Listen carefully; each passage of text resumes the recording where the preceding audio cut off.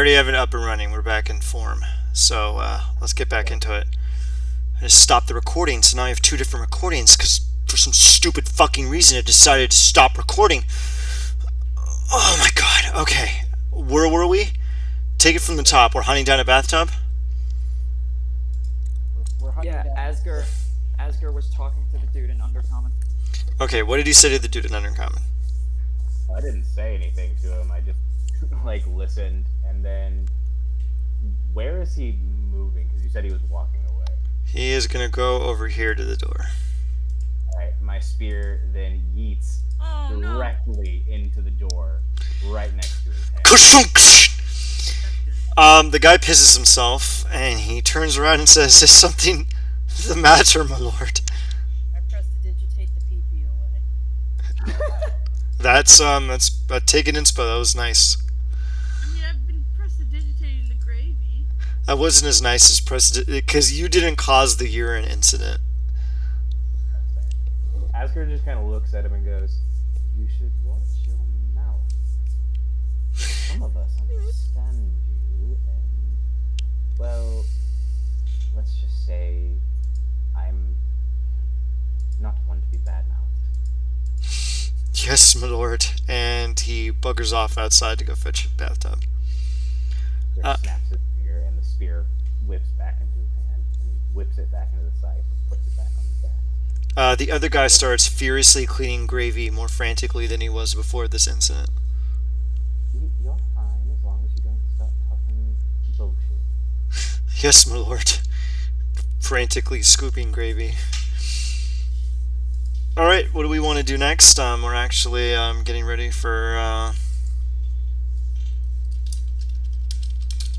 Did you see my Torture time with Tim the yeah. Torture Man Taylor.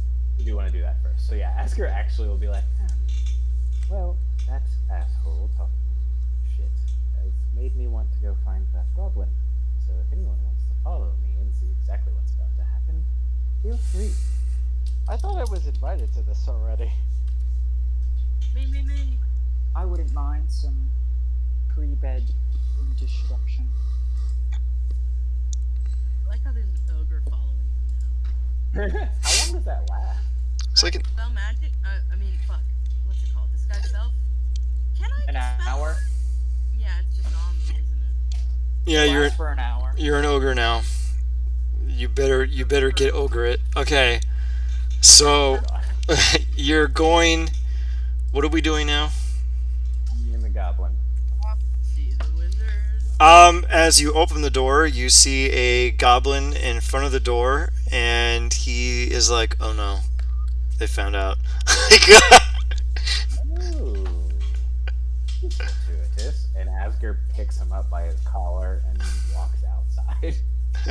I follow. Let's do the torturing in this room so that I don't have to open a new map. It's not torture. I need to be outside. Okay, I'm going to take you outside. You go outside into the open foray of the exterior palisade, and you plop the guy on a bench, I guess. What do you want to do? Asger still has him in his hand. Alright, what do you want to do? And Asger goes, "Now, why didn't you warn me about the auto function being, how you say, rather dangerous?" I didn't know, boss. I didn't go to school. I could barely read Goblin, I swear. Ignorance is no excuse for breaking our laws. Can I roll insight on that dude? Yeah, go ahead.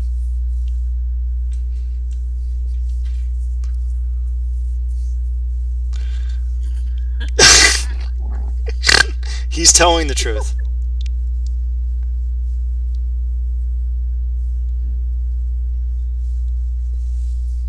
Let me try insight. Mine is also dummy thick.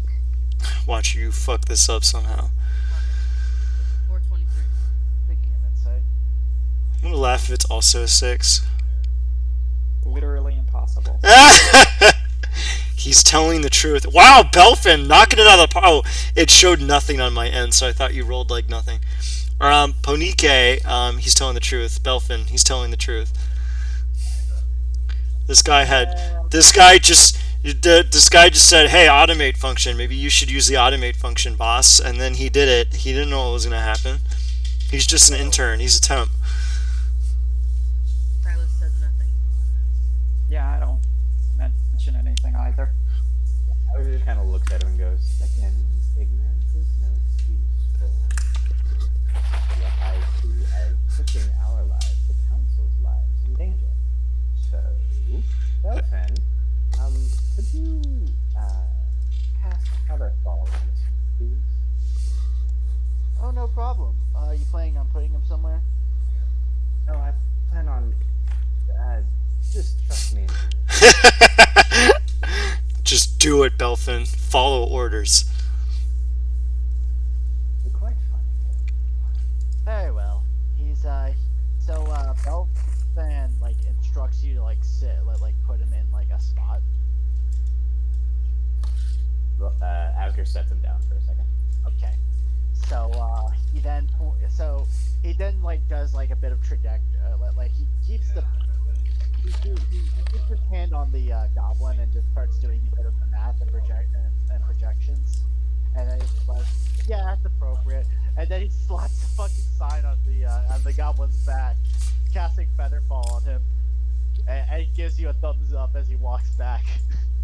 Right, thank you. Alright. By the way, the sign says "kick me." I was going to throw him, but that is rather enticing. Asger kicks him in the shin real quick, and then yeets him as hard as he can. Alright, roll athletics. Watch you fucking crit on this. He's currently raging still, so I have advantage. Oh no. Oh god. So, you know what? That's not even that good. Since I'm assisting on this, I'm gonna make this a 30. Fucking fork it. The goblin is like, I don't know, bruh! And then Team Rocket disappears into the air, and you see like a little flash of light, like a ping, and he's gone. Like, He'll be back. Yeah, he should be. What a beautiful way to destroy someone. He should be fine. Here's Featherfall. Asger looks at some of the other, like, narrator. Actually, he was not. He actually starts doing the projections, and it's like, oh, he'll land. Pull up the map again. I got rid of that. He's just make up a place. He's in Breland now. He's very far away. No, he lands in he's gonna land basically inside. Oh my god, you know, I think this would be funnier. He lands in fucking what's his name's like tower. Boiling. He lands in fucking Boiling tower. What the hell? How did this happen? Oh, I know who did this. Who else would be this dumb? like. All right. So, Ponike, several servants appear with a large, beautiful Dakani bathtub, and they plop it in a nice corner and says, "Is this good enough, boss?" Oh, absolutely. And you don't have to call me boss. All right, whatever you say. Wait, what's your name? Ponike. All right, got it. I'm gonna write that down. The guy takes out a little notepad, writes it down. All right. It's just like a series of crude cuneiform. He's like, Ponike. All right, we got it. Must be some fancy elven name. All right. What's Boylan's reaction to the fucking kick me sign? I'm kind of curious. We'll find out. So it is time for bed. Do you all want to go to bed? Is there anything else? Is there anything anyone else wants to discuss before we go to bed? Nope, Betty bye. Okay, so you go to bed. Thing that I want to do. Alfan's gonna start working on his new project. Wait, is the bathtub in like a spare bedroom, or is it like in the main?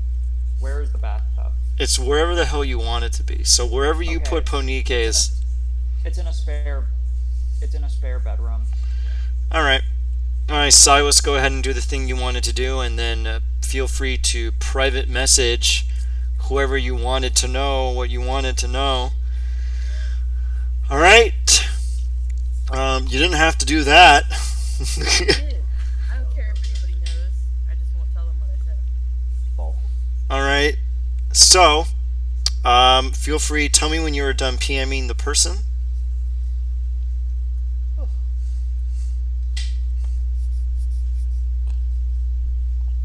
Belfan is working on the project I mentioned to you earlier, Ian. Okay. You still have to sleep in order to regain your spell slots and abilities and stuff. Yeah, I know. I'm just trying to take care of like a bit of the busy work of it now. All right. Give me a couple of rolls and then go to bed. Okay. Yeah. Go to bed, young man. All right, Silas. Did you send your message to your person?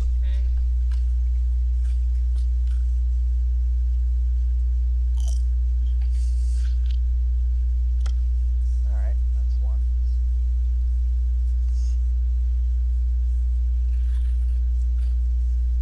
Two. Okay. All right. Perfect.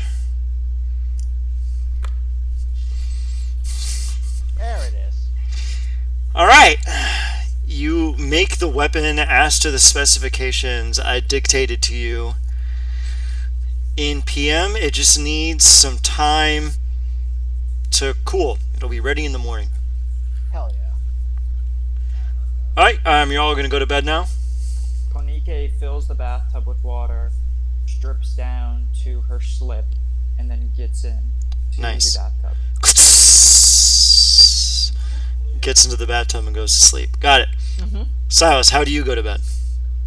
You know, like anybody else, door locked again, chair under the doorknob, and then cozied up in bed.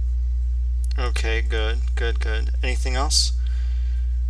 Oh my fucking... Alright, can someone talk? Yeah, I got.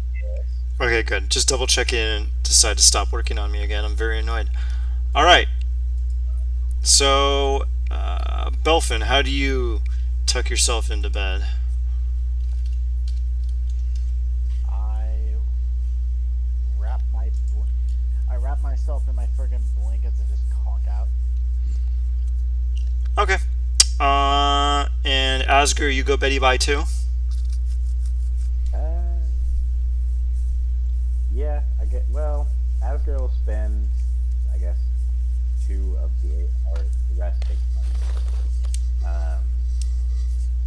doing what he normally does before bed, which everyone else doesn't know, but It's crocheting.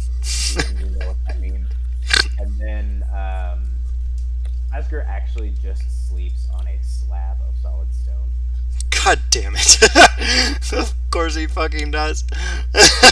He's butt-ass naked on a slab of solid stone. No covers, no nothing, just out cold. Except socks. He wears socks. He's a sensitive soul. So anyway, all of you go to sleep, and I need every single fucking one of you to make an intelligence saving throw, except Asger. I don't know why you thought you could go to sleep while I actively told you you were being attacked by creatures from dreams. I asked you multiple times, so you're gonna go to bed, huh? like Let's see how everyone did. I'm at 20. Silas, you are not having a fun time. Ponike, you are fine. Belfin, you are fine. Asger doesn't have to roll because he doesn't have a willpower to overcome. Silas, through the course of your dreams, things are going pretty nice until all of a sudden you find yourself in a nightmarish landscape surrounded on all sides by the corpses of innumerable rats, and you feel the presence of a dear friend attempting to chuck you from beyond the void, but it withers away into nothingness, replaced simply by the screams of rats in a panic and roiling flames and agony and torment. And then you are awoken at 7 a.m. by a goblin shrugging you awake, going, "Boss, you okay, boss?" He was just yelling in your sleep and honking your nose. It was strange, boss. By the throat. Alright, you grab the guy by the throat. Murder in my eye, and then after a couple seconds, and I put him on the bed. I give him an awkward hug. Sorry. There. Good morning. Alright, Silas, you do not gain the benefits of a long rest. Dun dun dun dun dun dun. Dun. This doesn't immediately mean anything right now, but it will have an impact if you don't go to sleep again. Ponike, Belfin, and Asger, the rest of you have a beautiful dream, and that actually goes exactly the way you want, almost suspiciously so. You awaken in the morning, and you see that... Ponike wakes up at like the ash crack of dawn and starts cooking breakfast.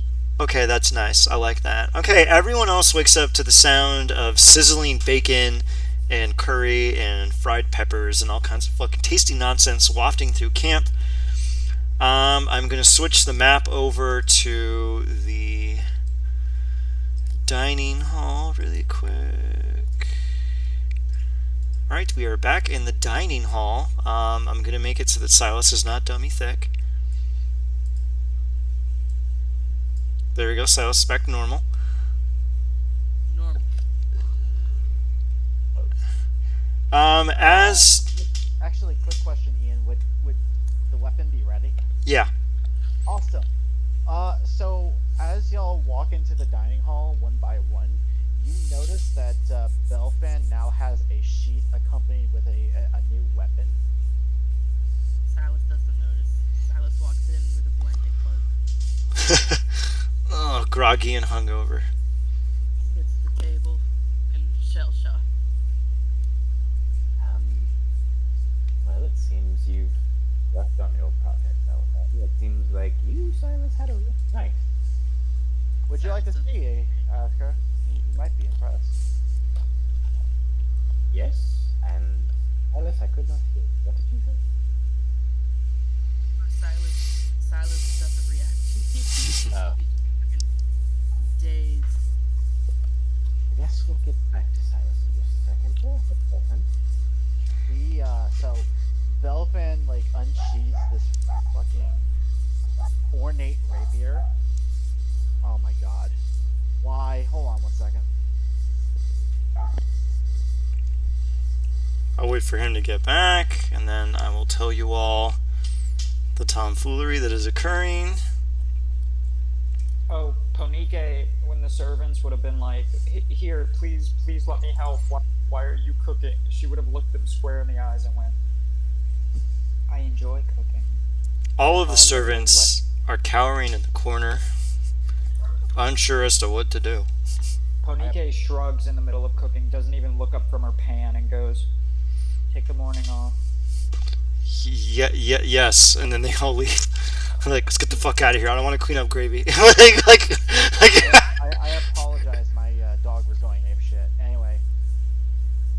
And then she would have given y'all each a plate of like bacon and peppers and rice.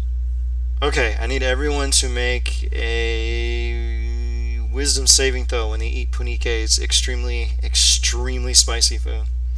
What? Why? Just a wisdom saving throw. Would it be a con save? Okay, you know what? Yeah, go with a con save. Yeah. I'm okay with this. It's Ian. Why are you making them roll fun? I need you to just let me do what I want to do, Olivia. Okay. 15. Those of you who braved the fires of Ponike's food, your HP maximum goes up by 1. Oh, hell yeah. Like permanently? Yeah, you get an extra 1 HP. Tight. Alright, but anyway, so after a beautiful meal,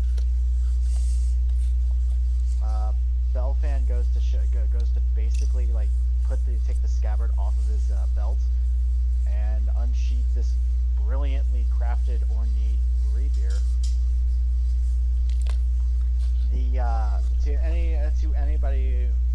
To a soldier's perspective, that would be Asger. You notice that it is like the blade itself is coated with mithril, but the tip of it is coated by adamantine. That's interesting. You should see. The more interesting thing is that it doesn't use dexterity as it should anyway. Belfan just wield this thing like an expert. Huh. Asger steps in the way. He wants you to stab him with it. He basically like gets in the way of one of your pokes to get hit by it. It's kind of like at the end of Scary Movie where he's like, "Come on, man, stab me, stab me." All right, roll to hit. Roll to hit, Belfin, with advantage. Let me do the math then. That's because I haven't done the exact math because we said this was +2, correct? Yeah, so it'd be +2 plus your intelligence modifier plus your proficiency bonus. You got it. So No. plus 2d20 plus 11. You got it. All right. Definitely hit. Let me. Yeah, you hit. Alright, roll your damage All right. as you stab Asger for some strange reason. I mean, Asger basically walks into it. 11 points of damage.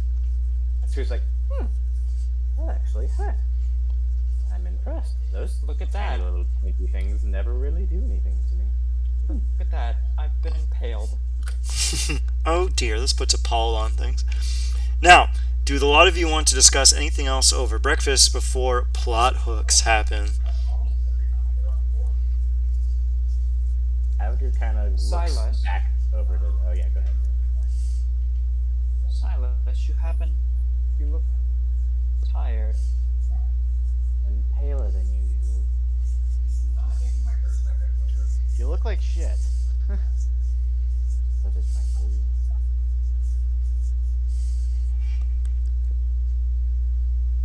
Let me guess. You had an issue with your dreams last night. Yeah,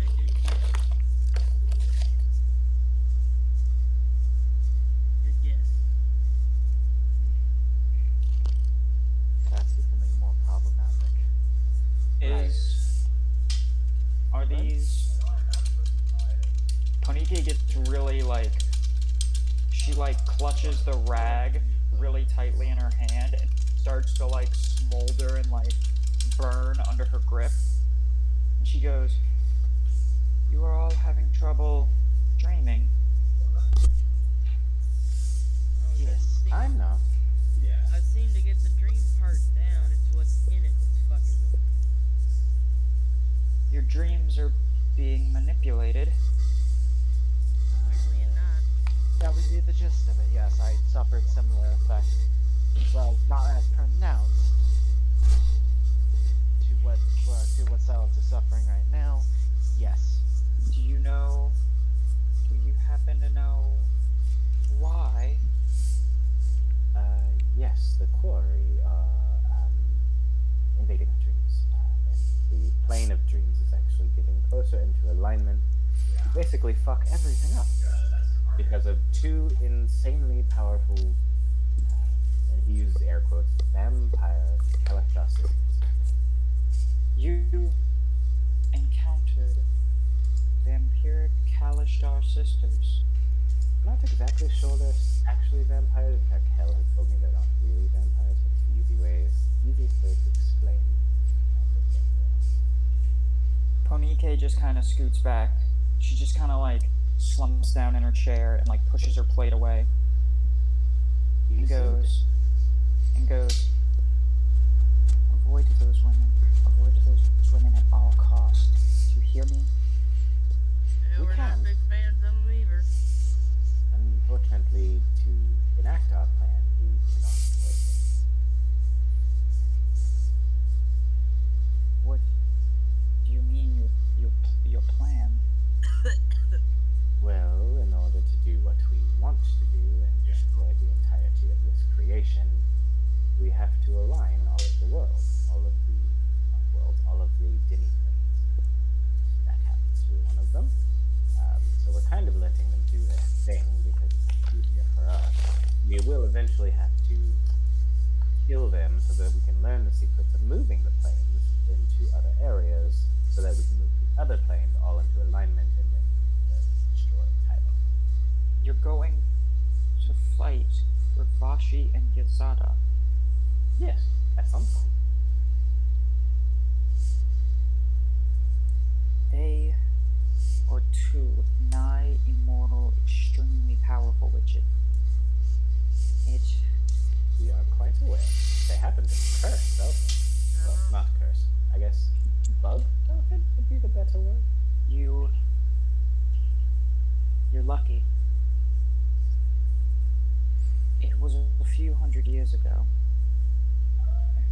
when I bumped into them. They saw my power and they invited me over for dinner. I passed out because of poison they gave me. When I awoke, I was in a cage. It kept me right on the edge of death, barely alive, too weak to fight back. I've been beaten, dehumanized, and tortured and killed more times than I can count. These two, they truly, truly deserve to be destroyed for what they did to me. Your plan is to fight them. My plan is to help you in any way I can. Nice, that will definitely need it. Well, isn't that a convenience? Yes. Right, so to help with the whole dream thing, weren't we trying to figure out a way to, oh, I don't know, stop that shit from I was working on it, yes. And speaking of which, I was meeting with my artificers this morning after breakfast. Right, okay. Well, if it's relevant now, I should probably head on over. I think I. Okay. Hey, Belfin, why don't you go open the door and leave to go see the artificers? Olivia, we can hear you. Oh, I'm so sorry. Okay. Oh, I'm being fucked with, aren't I? Yeah, go open the doors. Don't open the doors or open the doors. No, go open them. Okay. Belfin, you stride over confidently to the doors, waiting and anticipating talking with your artificers and destroying these foul sisters, when, as you grip the door, from behind it you hear a faint pop and a burst of energy, which you immediately recognize as a teleportation spell. Something has teleported in, behind the door. All you can hear are what seems to be some kind of muffled sound, as though buried behind inches of something, but aside from that, you can't make anything else out.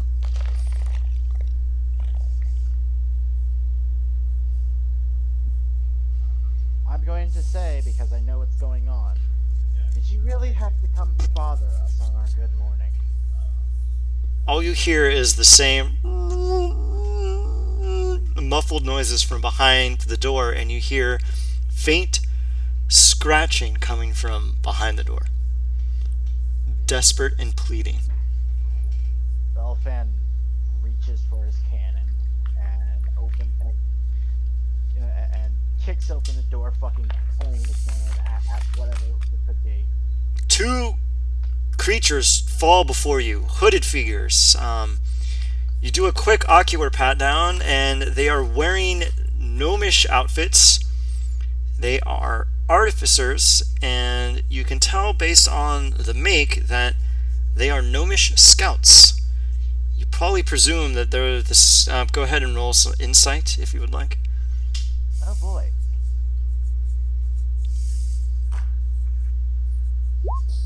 Insight.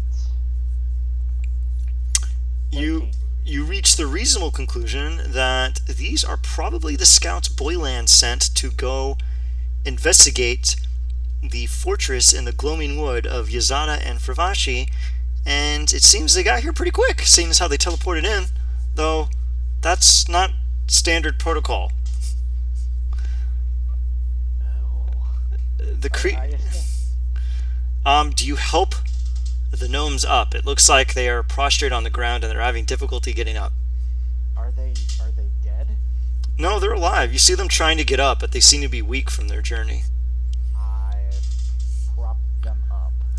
You prop them up, and they have big, pronounced hoods over their faces. You hear this strange, muffled noise coming from them, and they seem to be clawing at their necks. What do you do? Clawing at their necks. Yes. That's lovely.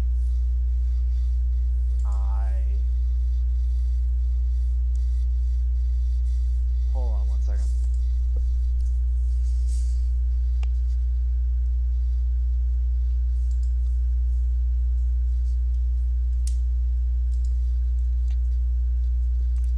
Is anyone else going to get closer? Belfin then. Yeah, I will. Expose. I guess to move to expose the creature's neck. The only way to do this is to pop their hood down.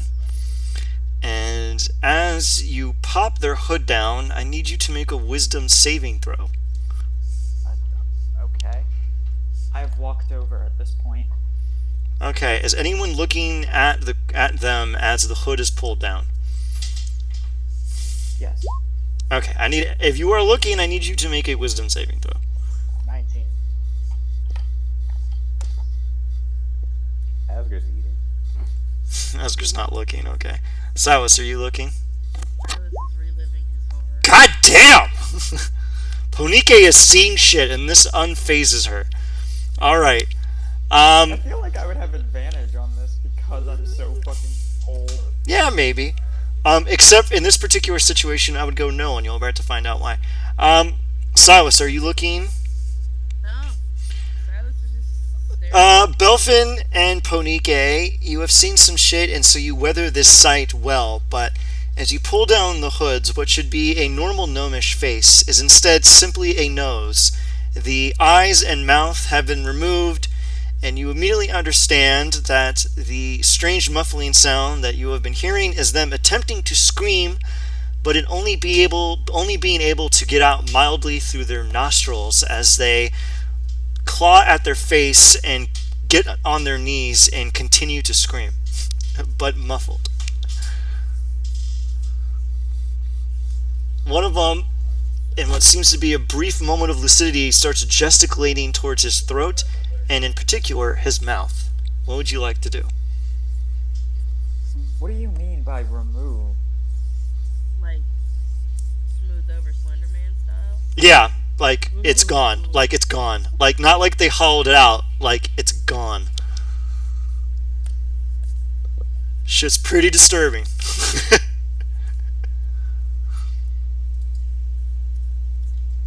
I kill them.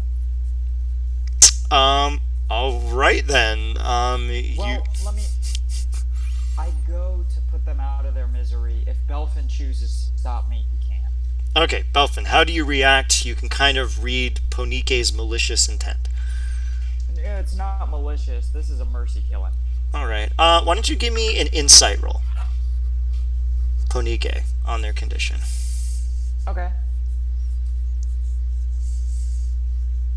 She's like super anti like torture and suffering. You reach the conclusion that while they are suffering, they are attempting to draw attention to that there's something in their mouths, which seems to be the main source of their suffering, and you get the feeling that there might be a solution to this that doesn't end their lives. I grab a knife off the table and I slice their face where their mouth should be. Oh my god, okay, roll whatever you think is appropriate in order to cut into their mouth and not kill them in the process. Okay, and I'm like, I gesture, yeah, I kind of gesture the knife to Belfin as I'm like about to cut, and I'm like,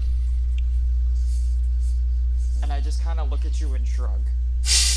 Go ahead and make me an attack roll against this guy's mouth.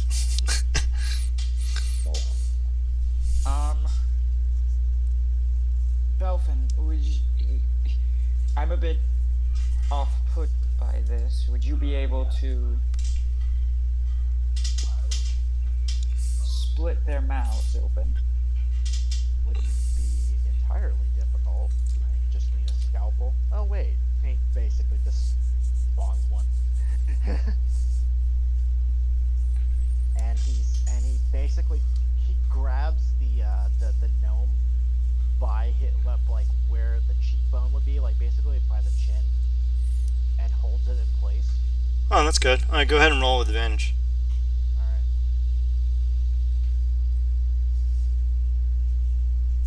right. I take it this would be a medicine. Yeah. Yeah, seeing as how you actually have that, go ahead. Ooh, 19. good job. You know? Yep. You deftly slice into the mouth, and you hear a and then they lurch over and spit out what seems to be a scroll. You can roll a history check with advantage, Belfin, to determine what the scroll is. That is Hey. a hell of a delivery method. I am not going to touch that skull. I'm going to help the other guy. All right. Okay, while he's helping the other guy, I want to read the scroll. Give me a history check, Ponike. A 22.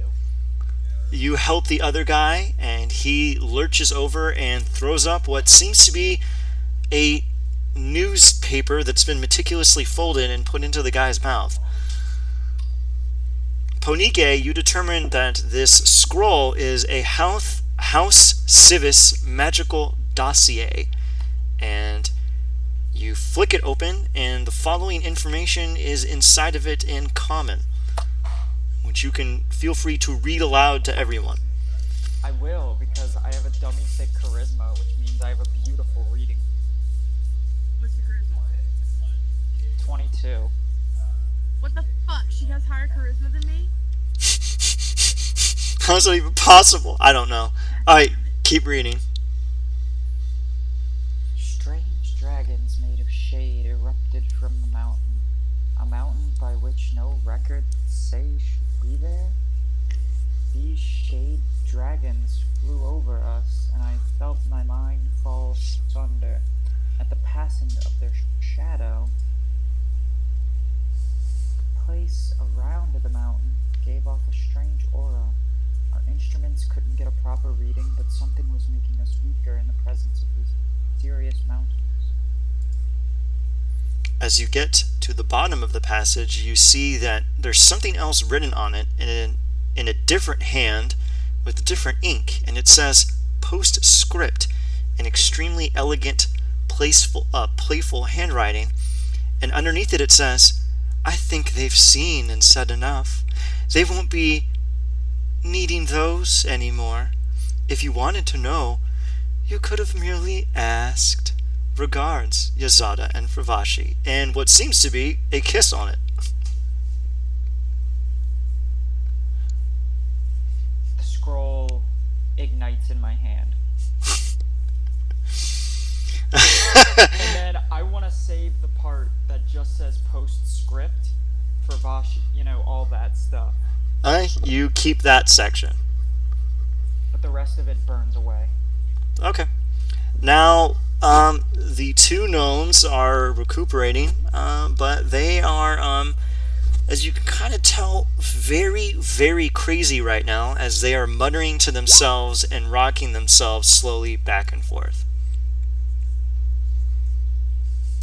Oh, here. Let's wait for Silas to get back. I'm going to pause the recording really quick. Does anyone have to pee or anything? I was gonna say Belfang glares at the fucking at the servants. Give me a medic now. Do that when the recording's back on. I'm gonna run to the bathroom. Yeah. Alright, cool. Me too. 1 second. I'm going to... 2 and 1. Alright, go back to David Cronenberg, everyone. Get me a fucking medic now. You hear scuttling, and what's left of the staff go outside and hunt down a medic. At this, Asger kind of like looks down the table and goes, "What's going on down there?" Our scouts just came back. Quite literally. Our scout? Oh, for fuck's sake. The scout... Ours, Asker. You get the point, though. They're scouts anyway. Fair. Okay. Belfin, you cut open the man's mouth and you remove a newspaper. It is a Kornberg Chronicle Far edition, and it smells faintly of a long-forgotten dream. Despite being in the man's mouth, it is weirdly dry. You don't want to know why. You open it up. Okay. You open it up. Yeah, I'm gonna open it up. Okay. Give me a. You get the feeling that there's something not. There's something hidden here. Now, what would you like to do to determine what that hidden thing is? Well, would I infer this before opening or after? After you open it, you look at it, and you see that the way the articles and everything are constructed, and the sentencing and the spacing, because of your dummy thick intelligence, you go, something here is amiss. I think. All right, automatically the first thing that jumps to my mind is Arcana. Okay, go ahead. Is this magical? It is. Shit. The problem being. Do I feel a similar presence to when I was bugged? No. Your immediate apprehension is that this is actually gnomish magic. Gnomish magic. Okay. I'm gonna roll again and see if I can infer something else. Same Arcana check. You determine that it is a magical cipher. You just have to parse it a bit. Maybe ask Asger for some assistance too. He's pretty good at being Sherlock Holmes. Asger, this is a cipher. I need your assistance. Right. Alright. Just roll investigation with advantage. Sorry, I was muted. Can I roll history on it? Yeah, holy shit. That's why I love you, Asger. I was kind of like has a Rain Man moment, just looks at it and you see all the numbers. No, mind you, while he's having this Rain Man moment, his face is covered in meat and his shirt is all dirty and shit, and he's covered in food. He like comes Why up. do you have a +10 to investigation? He's real smart. He just doesn't show it too often. You know, the brain is a muscle. I admit I am very terrified of Asger, but at the same time, like, I value his intelligence. This fucking huge barbarian slumps over as Belfin, you hold one side of it, Asger holds the other side, and as you all are gawking at it, Ponike suddenly appears in the middle, rising slowly, and then looks at both of you and says, "Well, this seems to be a newspaper." Yes. And- Yes, it is. Except for the fact of it, that's actually a cipher. Okay. Asger, you give it a quick read and determine that it is a substitution cipher, and you glean the following from it, and I'm going to paste this to you over on Discord. Alright. And it's a lot of shit, and it better copy pasta, otherwise I'm going to be mad. And there you go. Doom. Silas will casually look over and be like, what the fuck? Feel free to read all of that aloud. Sweet Jesus. Okay. Well, not Jesus. Oh, sweet help. Right. Excuse me. So, Nice. Yuzata and Kivashi are older than you, it seems. Well, or possibly as old as you, or older than you, I'm not quite sure. They've been plaguing this world for 7,500 years. So there's that. Ponike goes, yes, they're quite old cunts. Let's Careful. see. They inspired, perfectly crafted, and fine-tuned bodies that house the Oh, holy shit, that makes way more sense. Okay, they're not actually Kalistar. Those bitches are Quarry. They're actually their royalty. They're queens. So there's that. In case we didn't know, Quarry are psionically empathic creatures, and they like to, quote, bring the pain that is given to them to all. What I can take from that is they'd probably hurt you when you hurt them. They're not undead. Shit, of course they're not undead. Damn it. They're not undead. They are not vampiric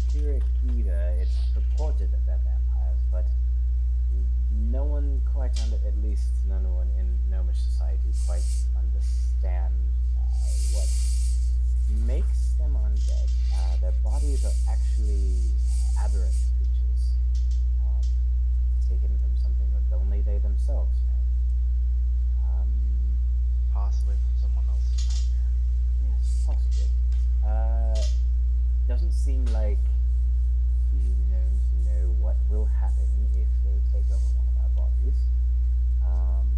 They have... Whoa. Hang the fuck on. Asker, are you telling me that these fuckers are body snatchers? Didn't... We already talked about this. If they infest our dreams for more than a week, then they take over our bodies. That's why we were kind of trying to figure that shit out quickly. Hope the bitch lacks joint pain. Small victories. They used me as a catalyst for some of their power. I do apologize. That makes a lot of sense. Right, let's see. They translated their names, at least the ones that they are given, because their true names are, well, from the beginning of this time. Sure. Let's see. Yazata means the venerable giver, and Babashi means weaver of succor and self. Right. Let's see. We have done this as a courtesy for a dear friend to honor his wishes, but will decline your requests in the future. Oh, so they're not going to spy on them for us anymore. That which was done to those who sought this information must be stricken from all our minds. I am preparing a mind blade to free ourselves from this burden made of divine value of creatures such as these, and may your death be swift. Holy shit, bro. Boylan's a bit of a coward. Oh, this is actually from House Galanda. Oh, okay. But you said it was in Gnomish. Yeah, my mistake. It should be halfling magic. My mistake. Gotcha. Okay. It seems like House Galanda wants absolutely nothing to do with this ever again.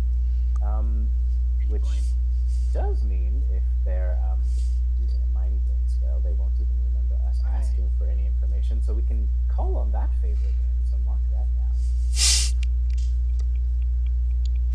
I hate to inform him, but like, be the bearer of bad news for them, but this isn't exactly something you can just shy away from.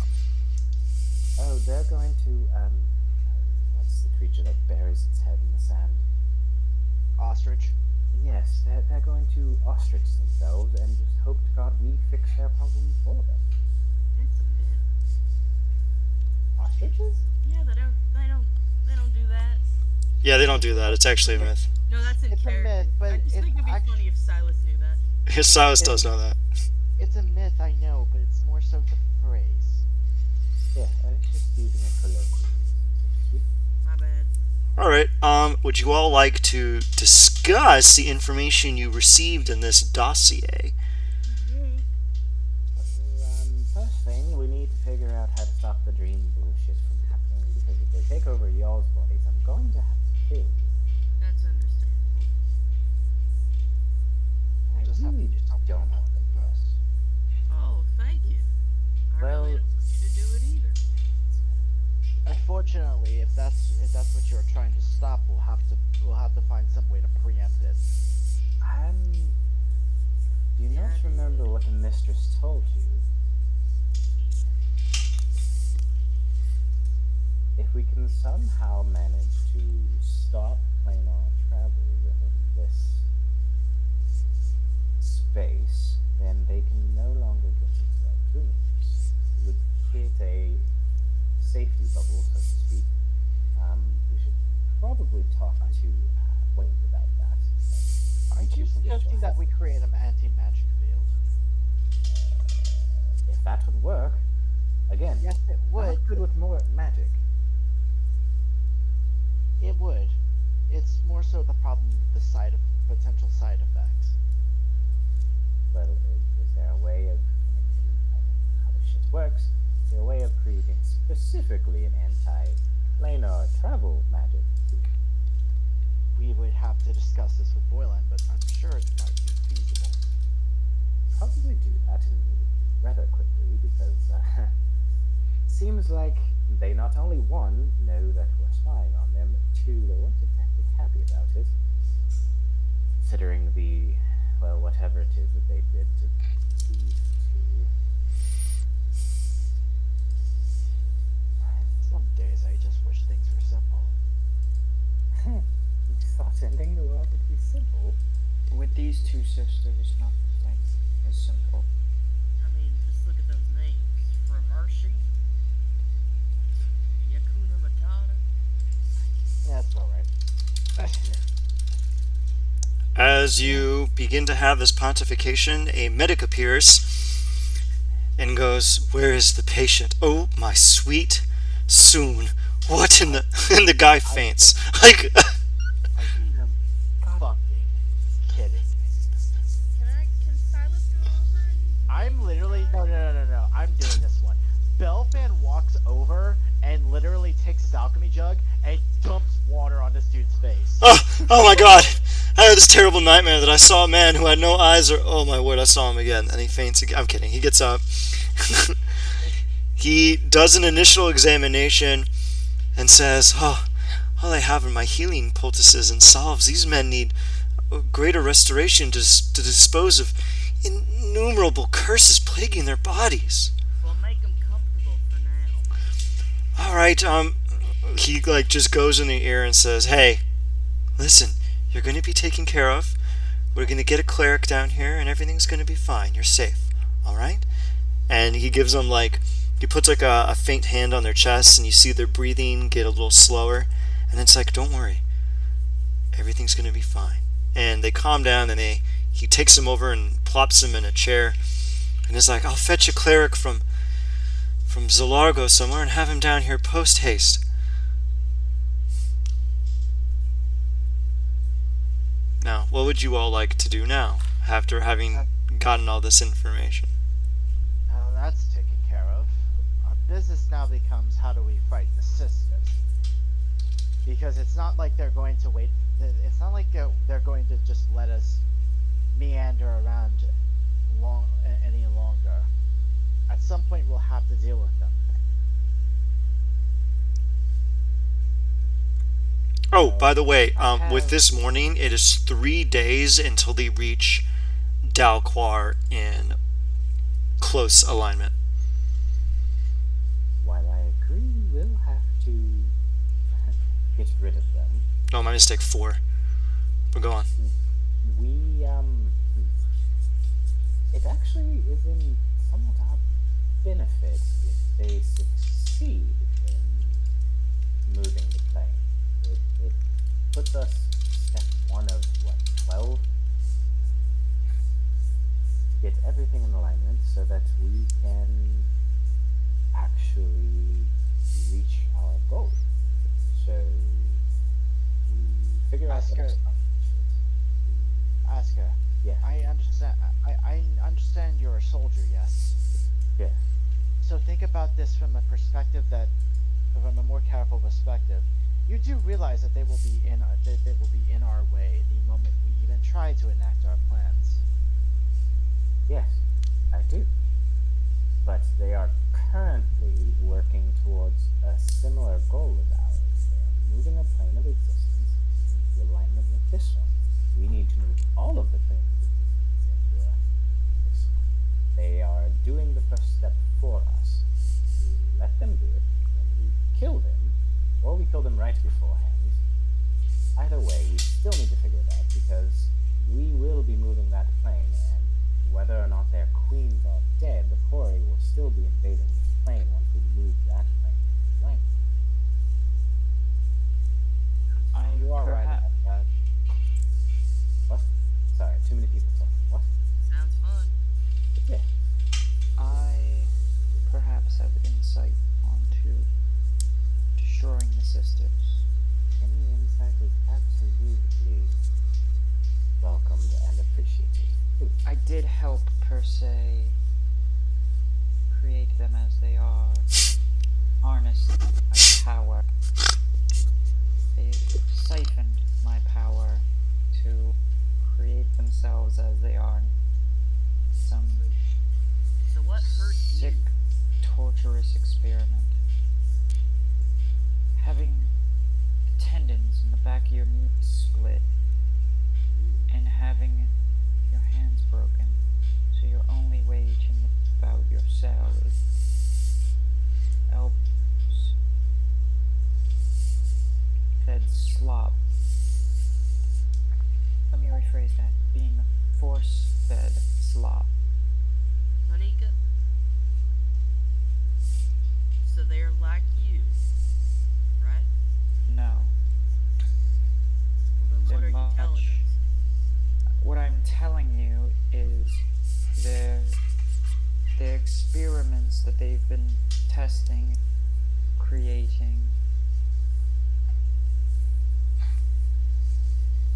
they needed a powerful catalyst, and they siphoned my blood for it. So, how does that help us get rid of them? Well, while they were torturing me, I learned a thing.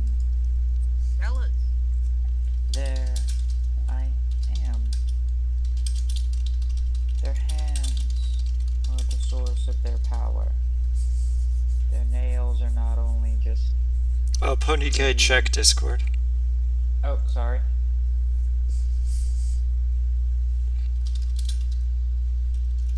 I cast break your hand. Their manicures are not only... Their manicures are not only... Oh, check it again. I am. I'm reading. And I'm... Okay.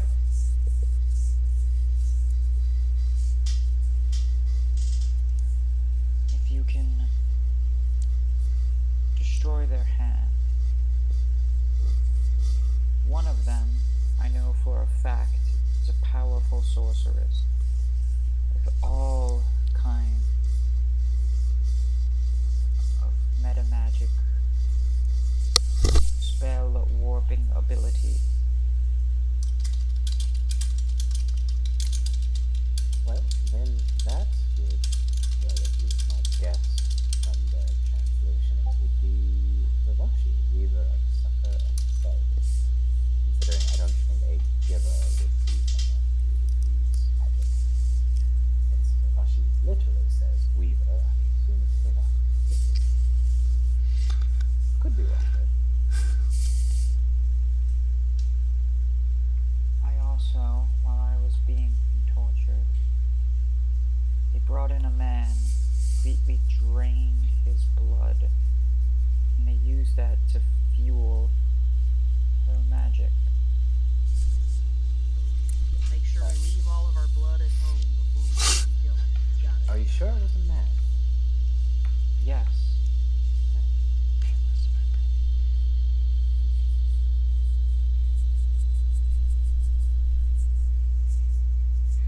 Well, good to know. So they, sucker and sell. Ah, shit. That seems problematic.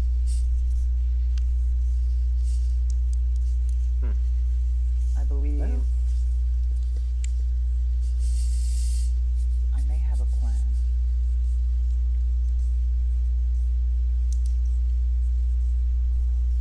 Do tell. I was able to escape by... I broke a small piece of metal off, slit my own throat, and they couldn't get to me in enough time before the vessel destroyed, and I can assure you that they are looking for me, or have been, or may want me back, per se. I bait them out, say I'm by myself. They lower their guards. A lot of you come from the shadows.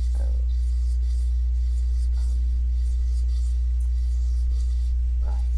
I mean, not a bad plan, but I would think that beings that have lived for as long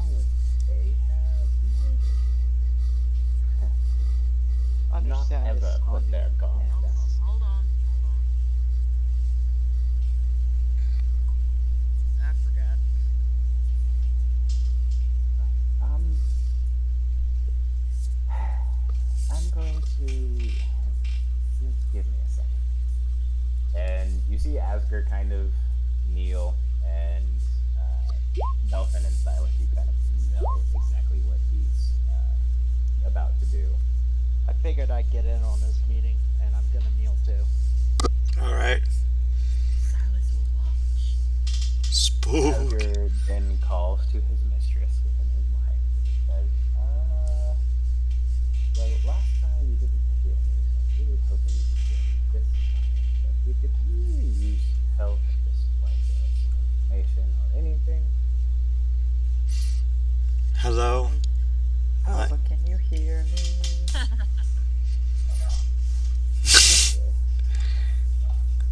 My child, a great tragedy has befallen our coterie. The shadow has been slain. He is gone. The shadow? Who's that? Has been slain. Why? Can we all hear this? You know what? She's giving you the Christian courtesy of everyone can hear it. Wait, what the fuck is the shadow? He is one of the Dark Six. What? Who's is that again? Out of character. It was Milo's. Milo's no. Wait, but No. how is that a bad thing? Who did it though? We don't know what killed it. We've been in hiding. Something slew it at some time. We thought his absence was merely a game, but he's gone. His lair is ruins. This is extremely strange. Now, the only thing I can think of now is I must retire. I must vacate this plane and be quiet, and we shall root out what this is. I need you, my children, to be safe. I do not think this creature will strike. This thing, this entity, this being, this presence will come again for now. All I know is that perhaps in one of the Shadow's shrines we can find some lesson as to what befell him. I know of one shrine in eastern Zolargo. All I know is that those touched by him or knowing of his magic will see a sign, and it shall guide them to his place. It is all that the Shadow ever spoke of their shrine. So take yourself to eastern Zolargo if you wish to investigate this strange calamity. But aside from that, I know nothing else. Now, is there anything else you require? I must depart lest I be slain. Do you know anything about the sisters before you go? Which sisters? Yuzata and Washi. Oh, they are strange creatures. They are quarry queens. They lurk beyond my sight because they are beyond death. Unfortunately, I cannot tell you much. If you wish to know more, then you should find Kawashtar. They will perhaps know more than I believe anyone would on the matter. Is there anything else you need? I'm good. Just stay safe. I, If you can. I shall. Now, I must depart. Yeah. Yep. No, I think it's funny where Asgard was just like, hey, stay safe. Like he's giving an order to hell. Yeah, I know, right? Yeah, that was very cute. And it's like, The phrasing was funny. You just hear, "Be safe, mistress." thank you, Belfin. I shall, and thank you, my beloved child Asgard. Of course, Master. I shall be gone.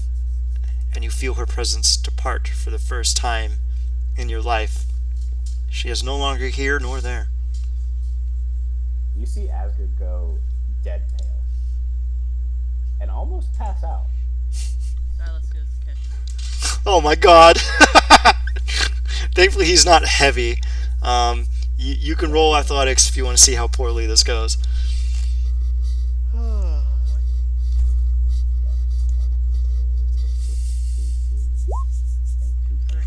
Okay, you attempt to catch Asger and his enormous bulk, but the momentum of his body catches you off guard, and he falls on top of you. You're pinned. Hey, that's fine by Silas. Well, this is Asker awkward. is just completely. okay? All You right. notice look like he has any blood in his face. He like is out. Damn. Can Silas like try and just scooch up to a sitting position and just kind of hold this big hunk of man? Give me an acrobatics Not check really, like the- with advantage to just wiggle out from underneath him. I like how no one is helping. I'm helping. I mean, no one else is helping you. I mean, to be fair, I would also be shocked in a situation. Yeah, all of you who are blessed by hell now feel that her presence is gone. You wiggle your way out and you hold him. Now, would you like to resuscitate him, Silas?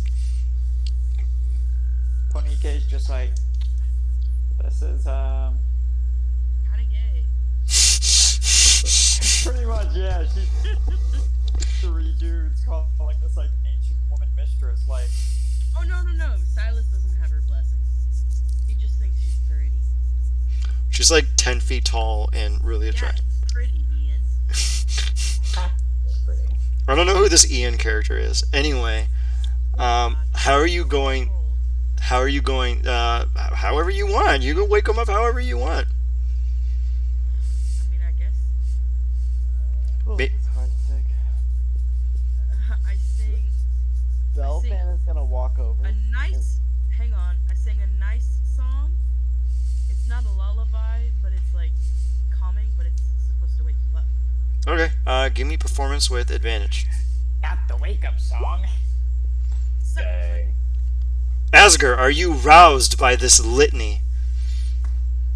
Booger's eyes kind of flutter, and he like bolts upright out of your lap and kind of is like, "What? What? What? She's gone."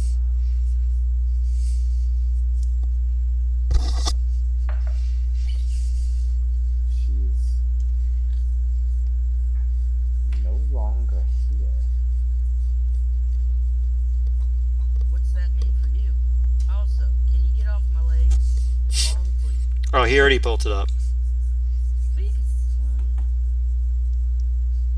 Asger kind of like, yeah, to make sure he's completely off, and then it's like, yeah, sorry. For me, I'm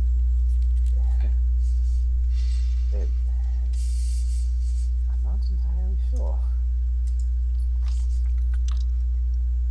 It means guidance that I seek daily is no longer here. It means when we are in dire trouble, I can no longer call upon her aid. Oh, actually, you know what? Asger, while hell is gone, she has given you a blessing. Right? Your Okay. your charisma score is 10. You can Holy crap. actualize your own destiny. She has Killing me, worry. I'm gonna say for this brief time period, because she's no longer here nor there, no, you are not. You will have to roll. False. Well, looks like you have to just simply guide yourself from now on. That's an interesting task for someone who has not been doing so for the past.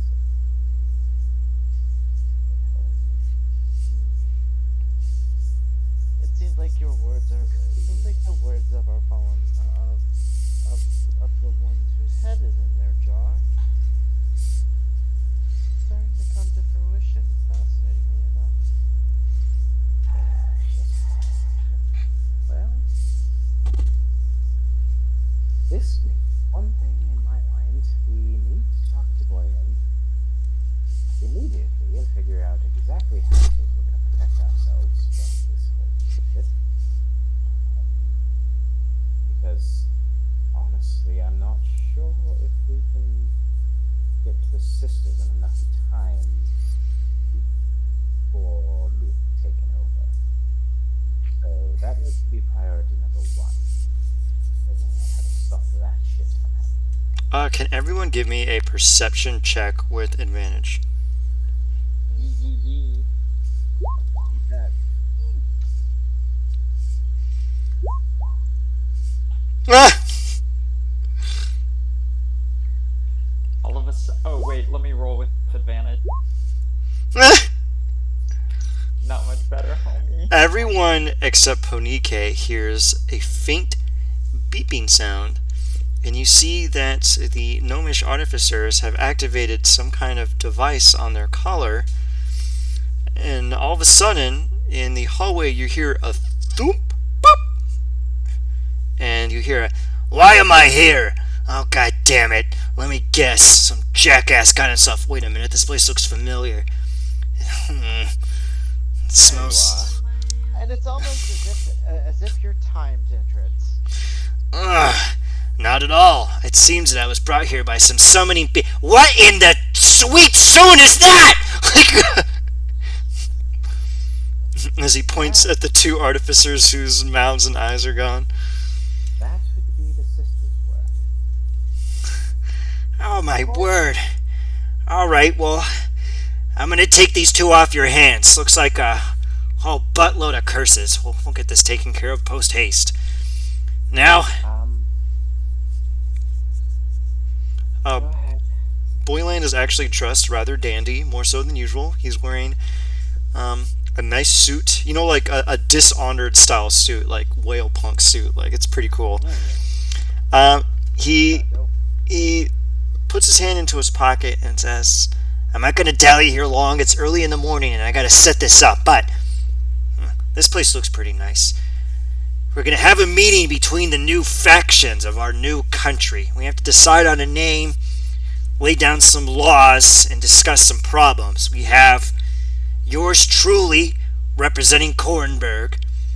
Then we have the faction over at Trollenport, the faction over at Zolenberg, and then the three goblin clans, the Word Bearers, the Blade Bearers, and the Razor Crowns. And then there's you. That's 7 of us. Now, Actually, out of curiosity, would those goblin tribes have any problems, or are they a rowdy bunch?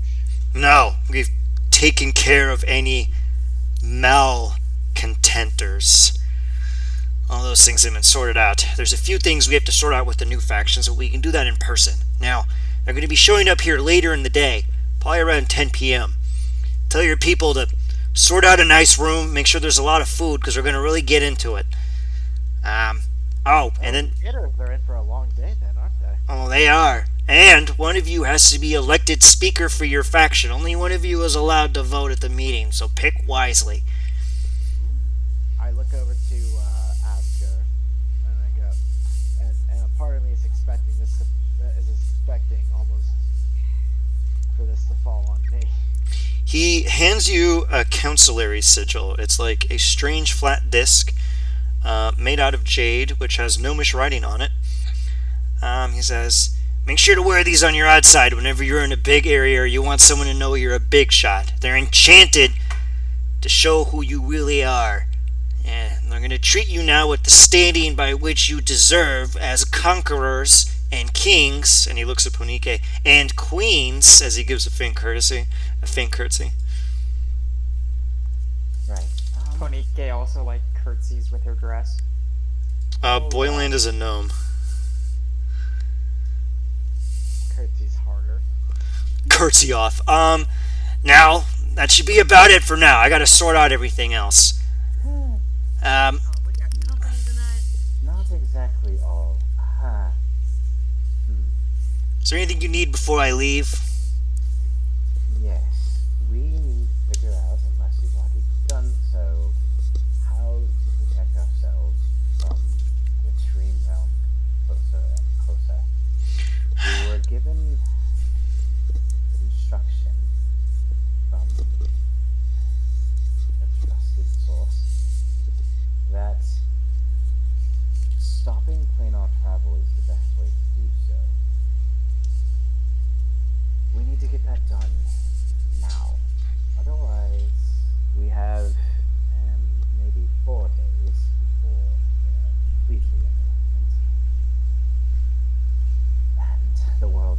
shit. So if you don't want our new nation to grow to absolutely nothing almost instantaneously, this kind of should take precedent over anything else. You make a pretty good argument. Alright, here. I have an idea. Just drive out to the University of Korenberg. We'll give you access to the Forbidden Archives. They're called that for a reason. Don't tell nobody I let you in there. Flash your consulary sigil, and they'll let you right in. It has access to all of the arcana in Corvair that we know of, and a dabbling here and there. You could do your research in there. Take your tank or something.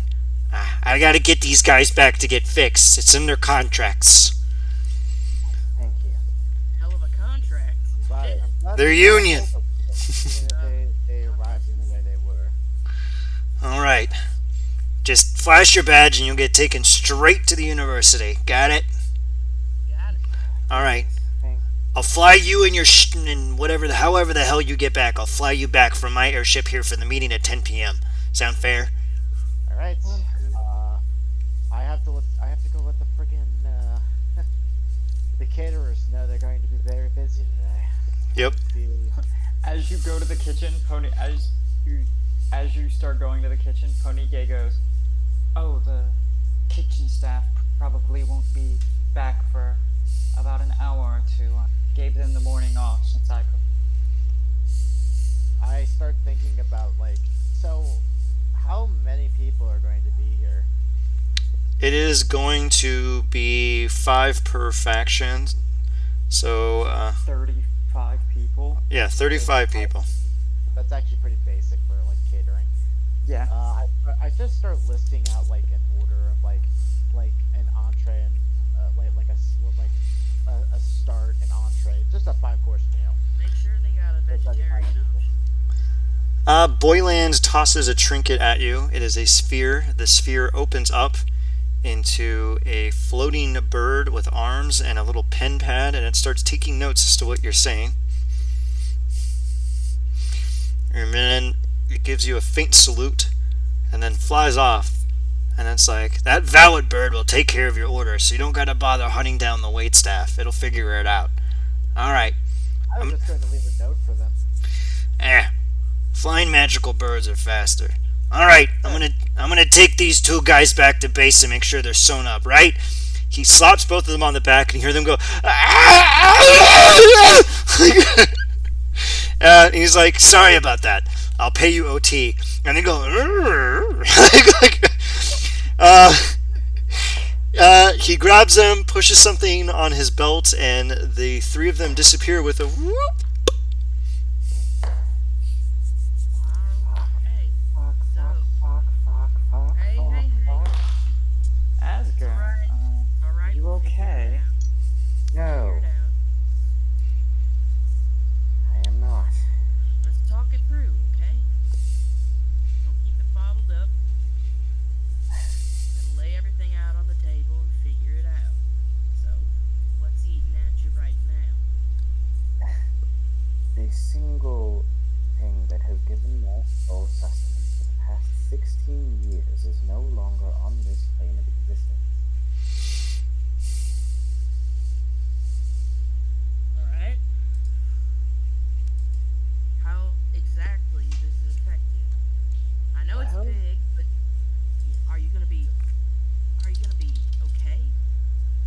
I mean, honestly, my mind is rather clear on the latter day she came onto our plane and bestowed on me that gift to, how you say, show faith in you, to give you the idea that she wasn't always controlling me. I will be fine in that sense. I can think for myself again and make decisions for myself fully. It's just an attachment in a sense of calm that I have had for these past 16 years is no longer there. He thinks about this. Belthan kind of goes and reaches up to the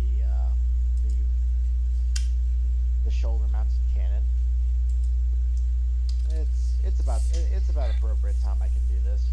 And he takes it and just like twists it and then pushes it downward, and a small like shielded reactor kind of comes out. Well, that's interesting. This variant's the protector. I figured I would start pondering like more flexible means of moded combat for this thing. And I suppose this is good enough for now. It'll provide you with a sense of calm for right now. Thank you.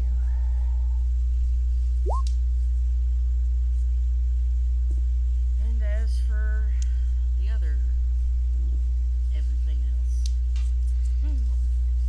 So, you said this whole thing's going down to 10? Yeah. It's a shindig, I'm sure. Oh, for a That is about. end of month. That is around 8 a.m. So that is in 14 hours. Do we have time to get to the archives and back? Yeah. Yeah. If you're gonna get airshipped back, you have time. Yeah. We should probably figure that out, and we should also figure out who in the hell is going to be our counselor. I say we roll initiative for. You know who's gonna win. What are we talking about? Yeah, talk it out. It's more fun to talk. Let's talk. Out of character. Sing Really is up. should roll. Hang on. What, Asker? I mean, Steven? Out of character, we should definitely roleplay it. Like, it makes the Okay, most yeah. sense. Asger's just gonna sit there and be like, my brain is a little jumbled at the moment. I can do it. So, So can I. What exactly needs doing? Let's lay that out for everybody. well, it's more. It's a title in and of itself. You see Asger kind of like start to get color back into his face as he's like massaging his eyes and his temples. It's okay. Basically, all it's really going to do is that will be our vote within the council of the new country that is going to come into existence. In all honesty, and he kind of looks around and he goes, "Did we check recently to make sure this room isn't bugged by anyone?" Do that, please.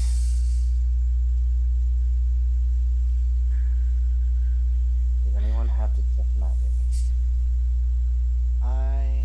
Yes, I I do. only have detect thoughts.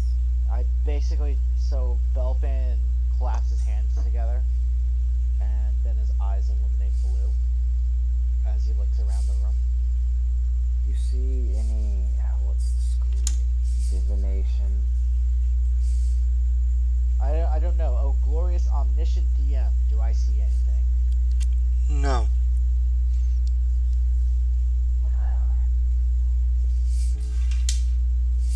Anything, Belfin? Nothing.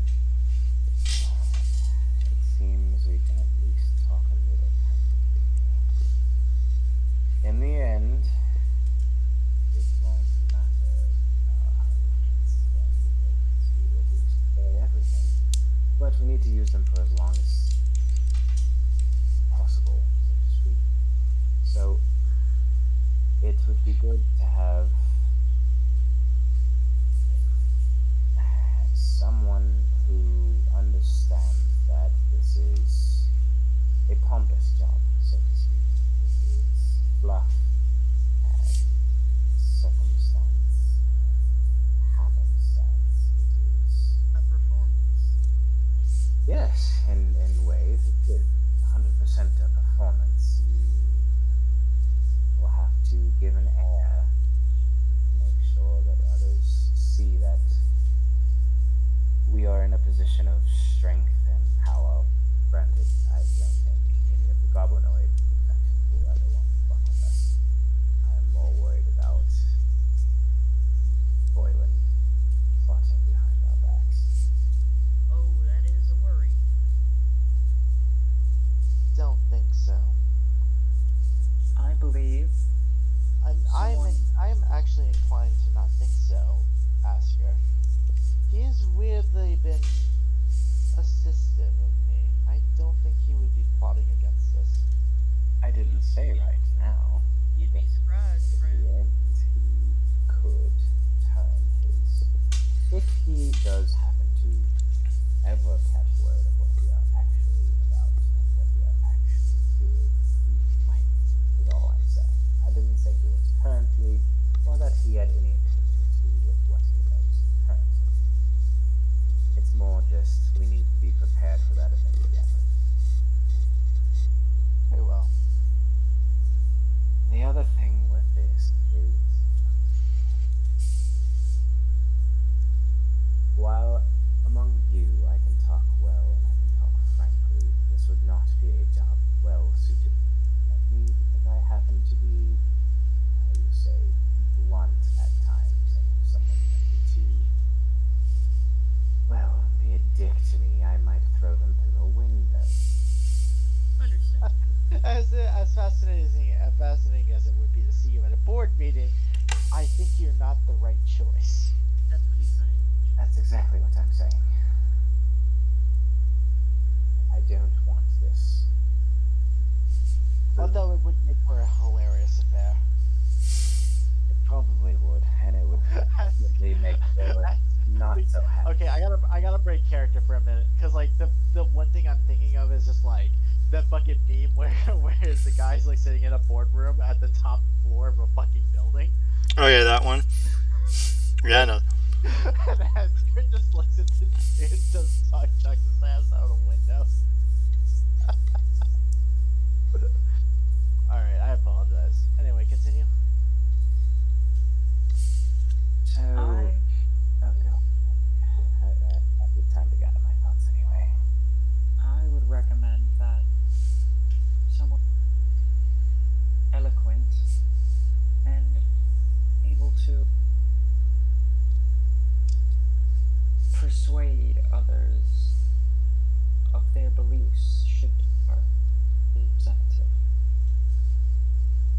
Would I have time to get like something of a rest in as we're like getting on through the getting to the archives? Yeah. Rest. Like a long rest within reason. You could do a short rest. Long rest once per day. We already did it. I mean, I was thinking about this, and out of character, I'll just message you, Gabe. I want. Sneakily looks at my plus 13 persuasion. Yeah, I wonder who should do this. It could be anyone. Wait, what's my persuasion modifier? Ooh, my persuasion is 14. How? You gave me expertise in persuasion and insight because I spent talent for it. Oh yeah. Well, being a big talker and scheming and backstabbing is Silas' shtick, so I think out of Exactly. character, it is fucking Silas' shtick. Silas also changed over to an eloquent bard. Why do you think I said eloquent? Ah, gee, fellas, I just wonder who amongst us is capable of leading this great nation. I mean, I'm just pointing out that it's not even a matter of. It wouldn't even be a matter of like, even if they can do it, doesn't mean they want to do it. And this doesn't seem like Silas's Oh, shit. Silas wants to do it. Okay. I was straight up said they did.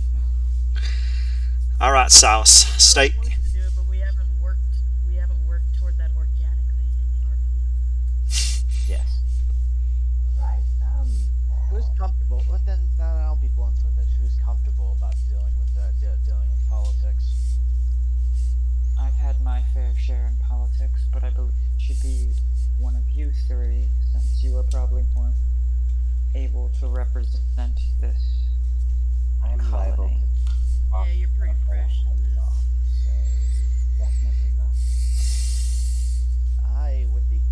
can do it. It's just I won't be as good as anyone else in this room. Kind of looks at Silas.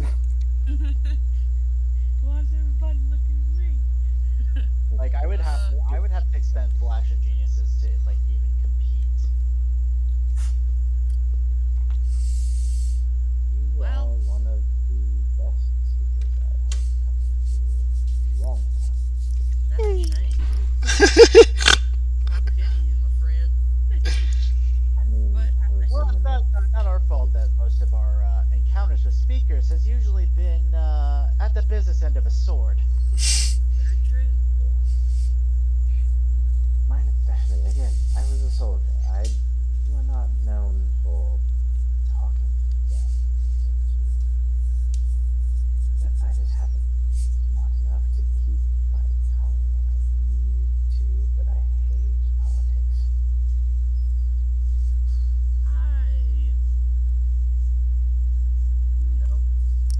I don't feel either way about politics, but if you need me to convince somebody of anything in particular, sure. Actually, I'll lend my tongue. thinking about it proactively as well, and what we were kind of trying to figure out, the aspiring that stuff, Silas, this would give you first-hand knowledge of everything that the country is planning, so that you can maybe not counter-plan, but be one. Playing alongside. Yes. Adjacent plans. Believe the honor should fall to you.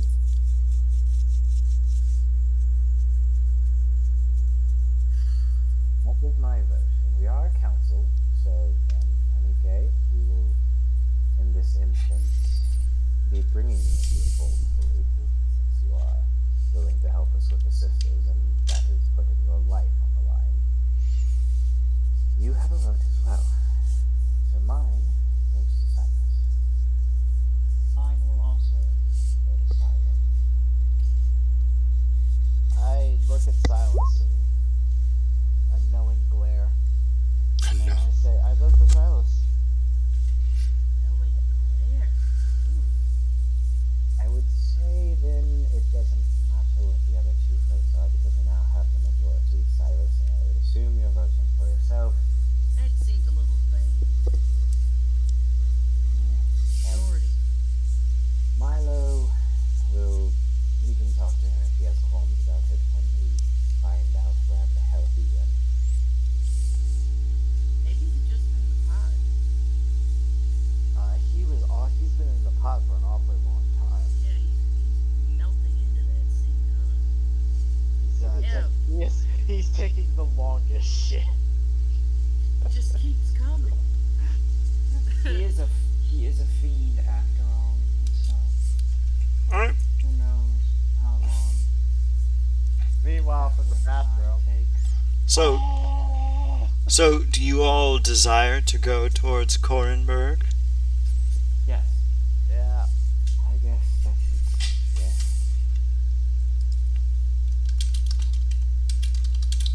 Y'all are gonna have to brief me on what the hell I ought to say.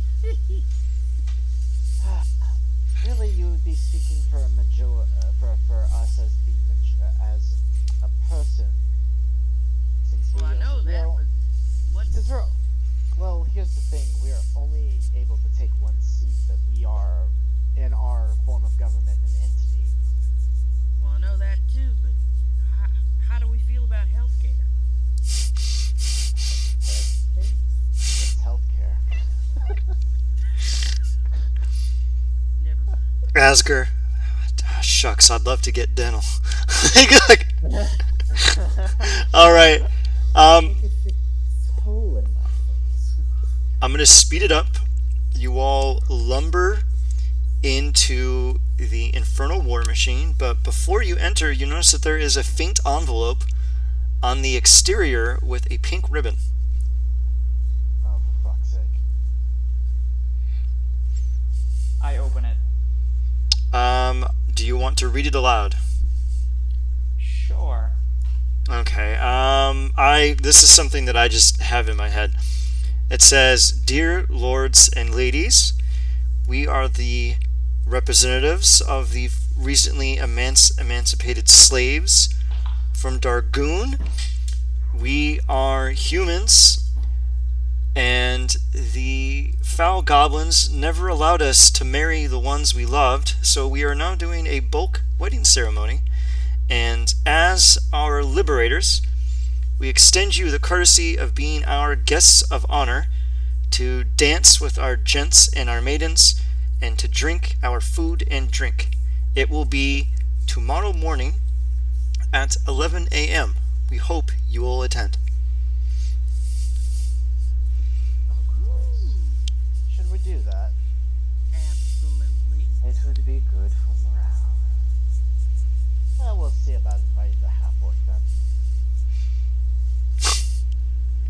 Morale, I'm gonna get sloppy. Wedding Crashers 2. I can't. Next session is going to be Wedding Crashers. It's going to be terrible.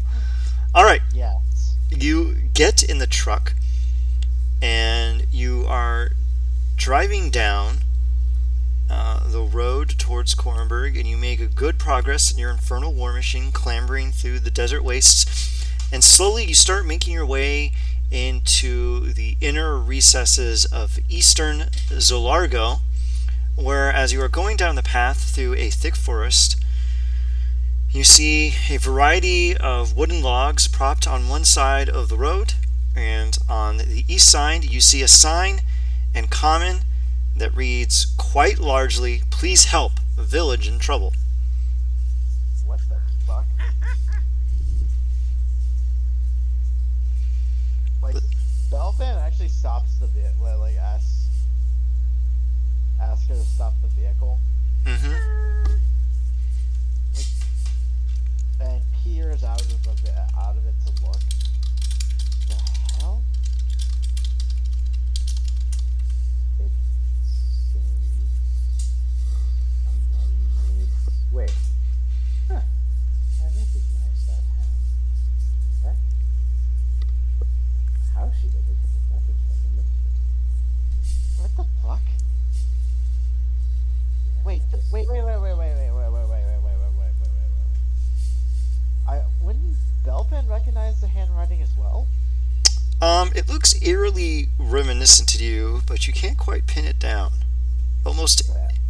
instinctual. Okay, this is some bullshit.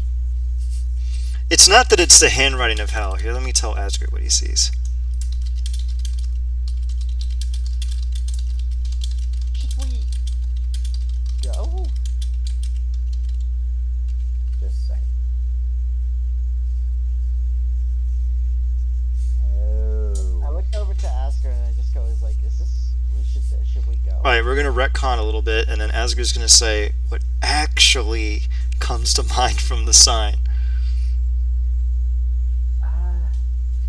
Do you remember when Mistress said we would find the sign in reference to the shadow? Yeah. Asgard points to the sign. She tends to be literal. Should we go? Yes. All right. And I just like, get it. I get back in, but like, well, I'm not necessarily inside the tank again, but like, I have my fucking cannon just out and looking around. Okay. I'm 1 second, I'll be right back. Alright, sure. We gotta wait a second for Asgard before we finish the next section. Boy, oh boy. More fun. Boy, oh boy, here we go killing again. Hey, who said there was gonna be murder? I never said there was gonna be murder. Okay, there's a lot of murder in this section. like, Oh, and I was muted during the wedding discussion, but I'm gonna say it now. The last wedding I went to, I was burning it down, so I would love to go to one that I'm not destroying. Yeah. I need to get you a flame retardant dress. Have you never been invited to a wedding? Right. Back. My dear. Sorry. Alright, welcome back. It's fine. I don't Like, get I'm getting to invited the to point- most things. Like, Belfan's getting to a point where it's just like, okay, noted. Every time I have to make something for Ponike, it has to have the fire resistance infusion. Noted. You wind your way through the forest, crushing through trees, rounding over hills, until eventually you come to a large clearing where there is a sign that says, in common, "Welcome to Pine Wane." As you look around, you can see that the village is stocked exclusively by one class of people, furbolgs. Here, one second, I have to actually give Asger some stuff here. Okay. These are rather big creatures. Or, can I find a Furbog light cleric and ask him his name? You're a dick.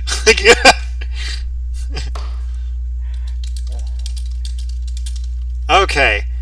As you are sitting there, a Furbolg who is a cleric approaches you. And he introduces himself as the leader of the village and then makes a request. Go ahead, Asger.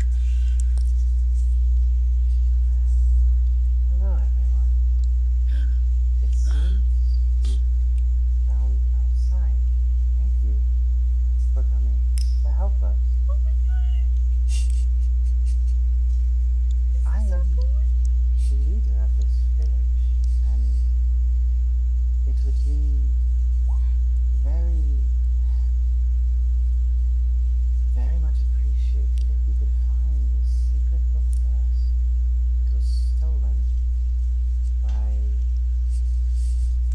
some evil hags, and it is rather important to this village. It keeps this village safe, and we need it back. Pardon me, but may I ask your name?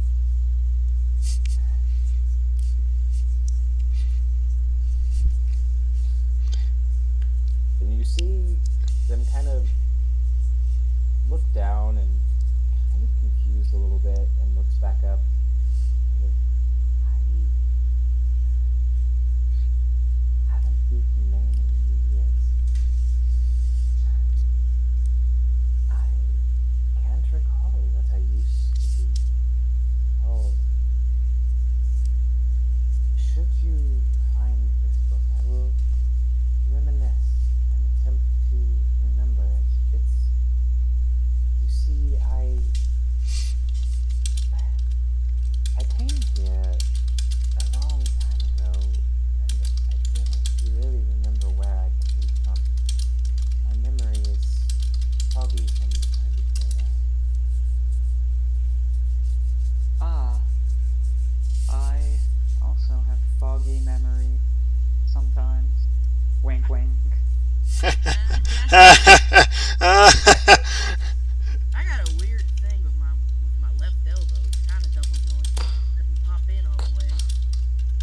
I remember feelings of being bipolar.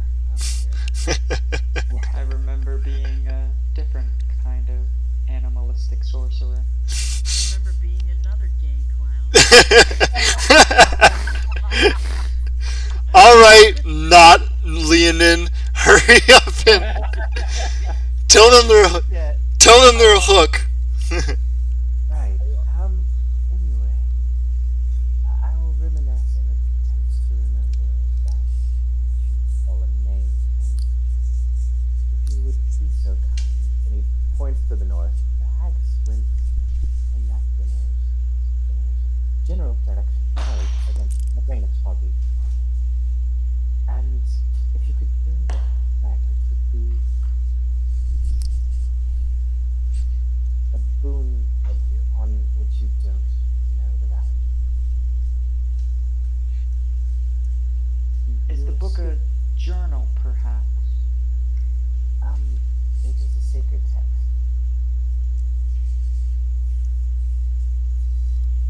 What's it look like? Cough, cough, need exposition, cough, cough. Wait.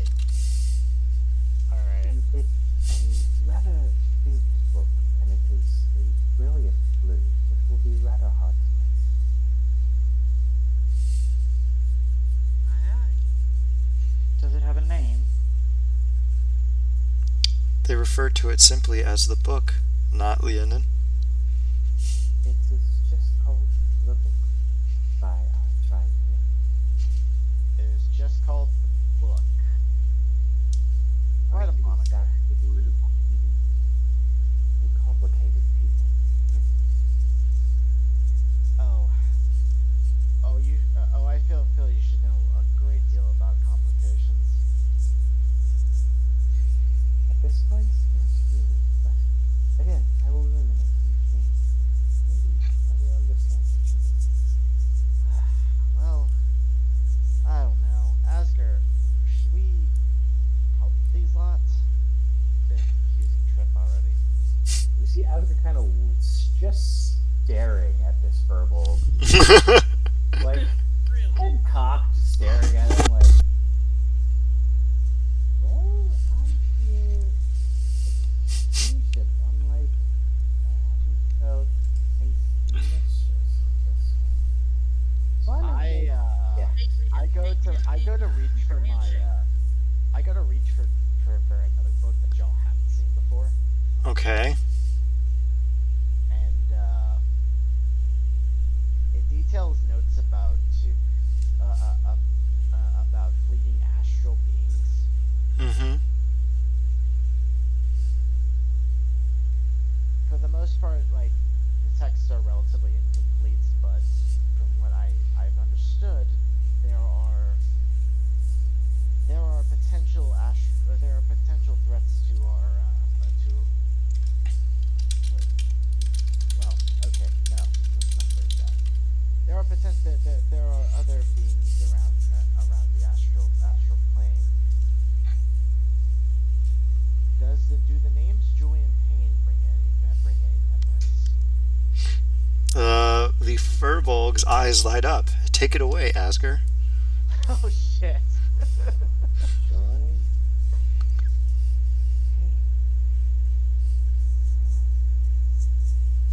It's just a second. Oh. Sorry. Food just got here for us. Give me 2 seconds to bring it inside, and then I'll be right back. Sure. Cough breaths. Cough.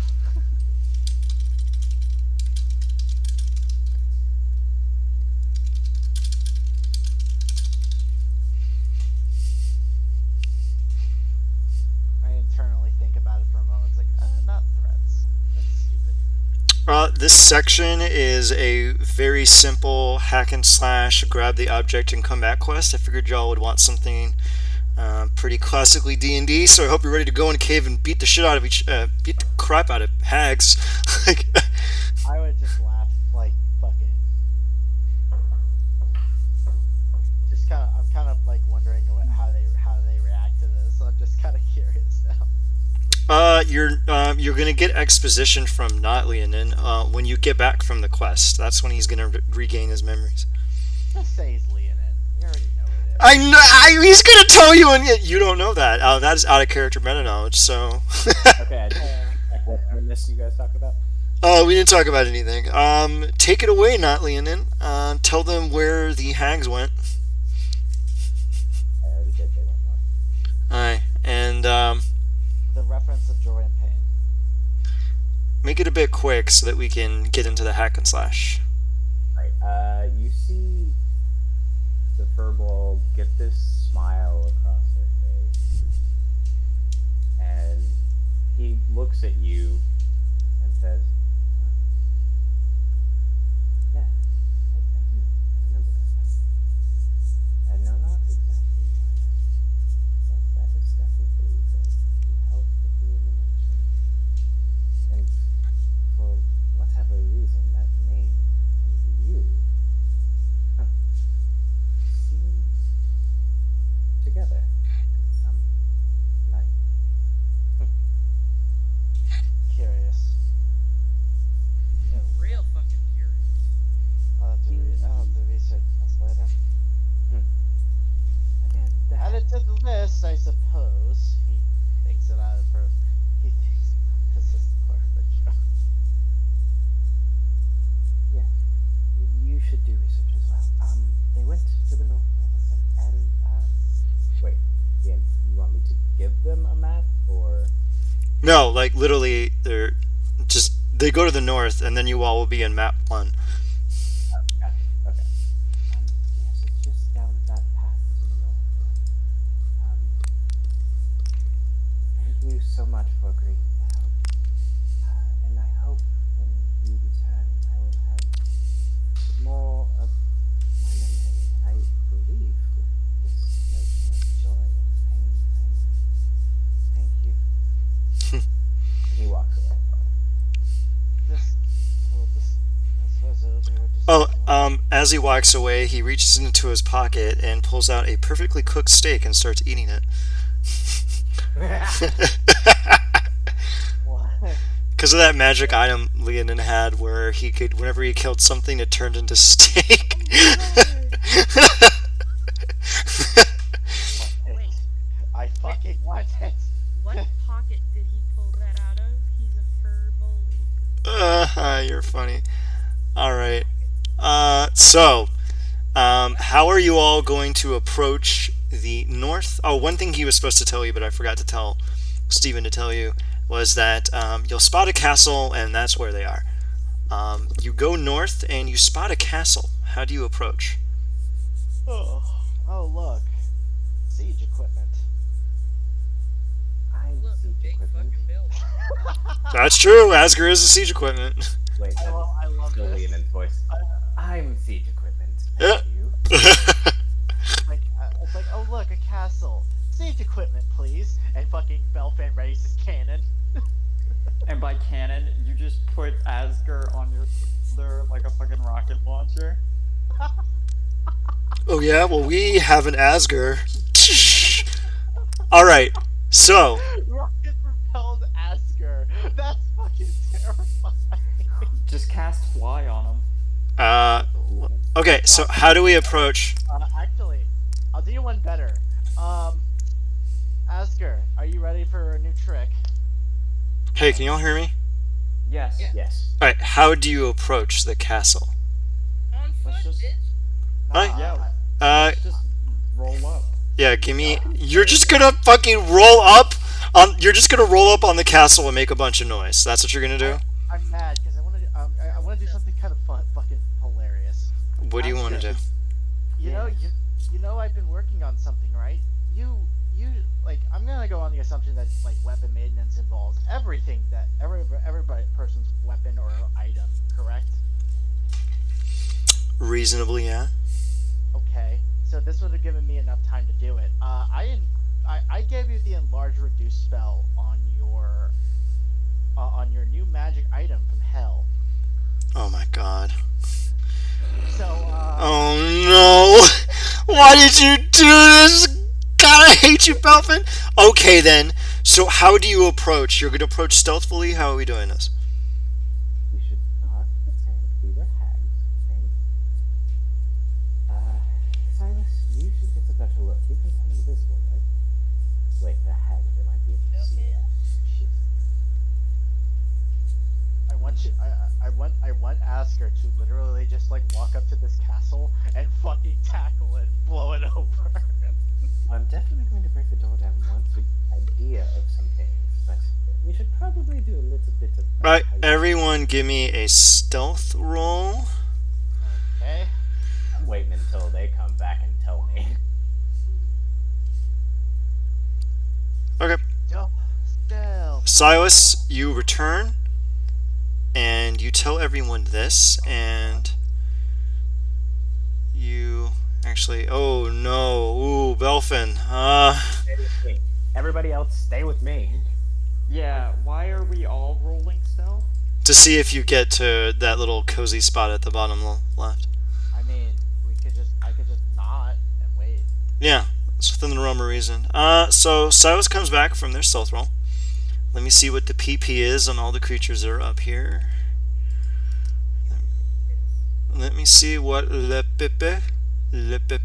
Okay, terrible PP. So you determine, Silas, that there is a Death Knight and 4 Aaron Yeses on the top floor of the castle. Ah? So, quite a party in there. What's that? There's a That whole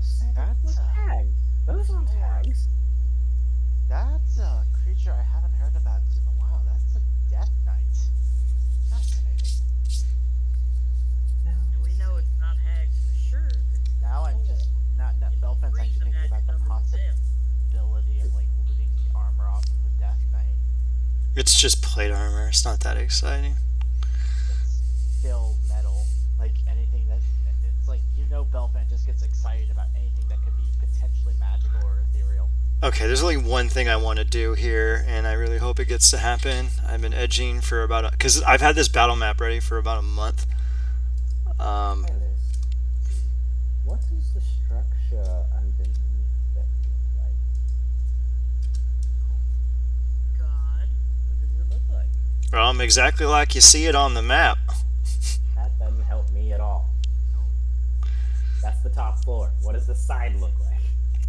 There are no windows and seemingly no way in except for a strange alcove in the center they couldn't get close enough to without maybe getting a little too hot and heady.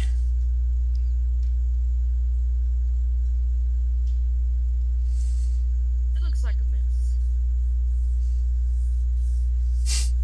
Oh, this is going to be annoying. God damn it, I keep going back to Fluidin's points. Remember when you all made fun of me for describing my own plan as two NPCs being geniuses? Well, this is how it feels. Alright. So, do we want to get close? How do we want to approach? Let me see. So what did you say again?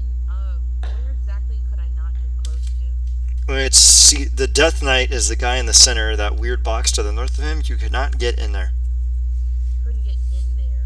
So where could I get in? All the doors were locked or sealed. There's actually no doors. There's just like a staircase on the left side that goes up over here. But the only place you couldn't go was in here. You looked in here, but they're just empty rooms. And there's no gate or anything on the bottom floor. So I guess you presume that the entrance into the interior of the castle is here. The ladder all surrounding.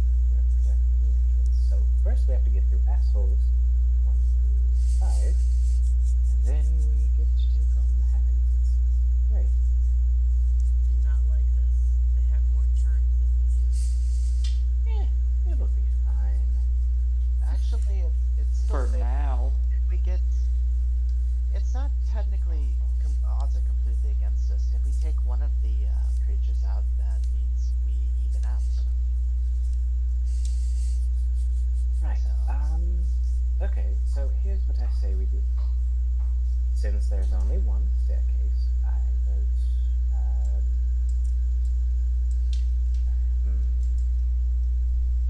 So here's what I'm going to be doing. I'm going to fly around the side and then attack them from the opposite side of everyone else.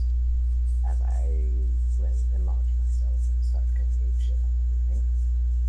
You guys can Actually, you might be too heavy to go on the scythe. You're 225, right? Yeah, I would enlarge as I'm falling. Okay, that's fine then. Your weight. There's a weird rule. Yeah, your weight is multiplied by 8. Yeah, you would be too fat on the scythe. Yeah, you'd have to do it in the. That asked you that. I should have just let you do it. It's like your enormous butt makes the scythe break in half. An ancient artifact destroyed by your fat ass. I mean, I planned on enlarging as I felt for a very specific reason, and But- we'll see how this works out anyway. If you read enlarge reduce, all your equipment also gains a size. So the scythe would be able to support your new weight because it would become a large scythe. Oh yeah, that's true. Okay, you know what? Good point. All right. So then, could I? Anybody? Yeah, you can do that. You can be dummy fat. It means you only have one slot in there though. But I know what you're gonna do with it. Oh geez, I wonder what. I'm not using it yet. Oh, and by the way, you get to do that 5 times. Holy crap. Yep. Infusing items is kind of bullshit. It only lets me do a first or second level spell. Oh yeah, I remember you did this, you fucking dick. Alright. Wait a minute, that's a artifact. I thought you just put the enlarge reduce spell in one of his gym slots. I mean, to be fair, like anything that would be enhanceable. Okay, that's a legendary artifact created by like a god in the Forges of Time. You're not smart enough to dick doesn't around. Okay, hold up. It doesn't specify. Okay, non-magical but item. I'm saying no. You can put you can put enlarge reduce in one of his spell slots, so he'll still have one slot open to do his crit. If you if he wants to do it to an item, he could do it to the buckler. yeah, you could do that, but not to the scythe. You Okay. Alright, cool. I can do it 5 times from the buckler, and it doesn't use the spell slot, so I still have both. Haha. God help me. I fucking hate Yeah. infusions. Go on. Shit, if I'm going to be bigger and I can bring everybody, then I could. You know Well, what? then I can drop you really high because you can pedifall yourself. Silas. Oh my how god. Over the ceilings. Here's an idea. How about I just stay on your shoulder? How tall were the ceilings? In what? French ceilings, 10 feet tall. Ask her how rejected would you be if I just stay on your shoulder? And if you want to, that works, but wait, let's see. I'm 6 foot 2, so I get. Oh, yeah, that'd be way out of range. Yeah, that works. Yeah. Almost why I suggested it. All right. I suppose I'm going to be acting as the other shoulder mount this time around. Wait. Alright, here's my idea. Silas, you can go invisible. You fly with us, I drop you off around here so that you can fuck with people. And then Ponike and Elfin, you could both literally sit on my shoulders and blast things to shit while I fly.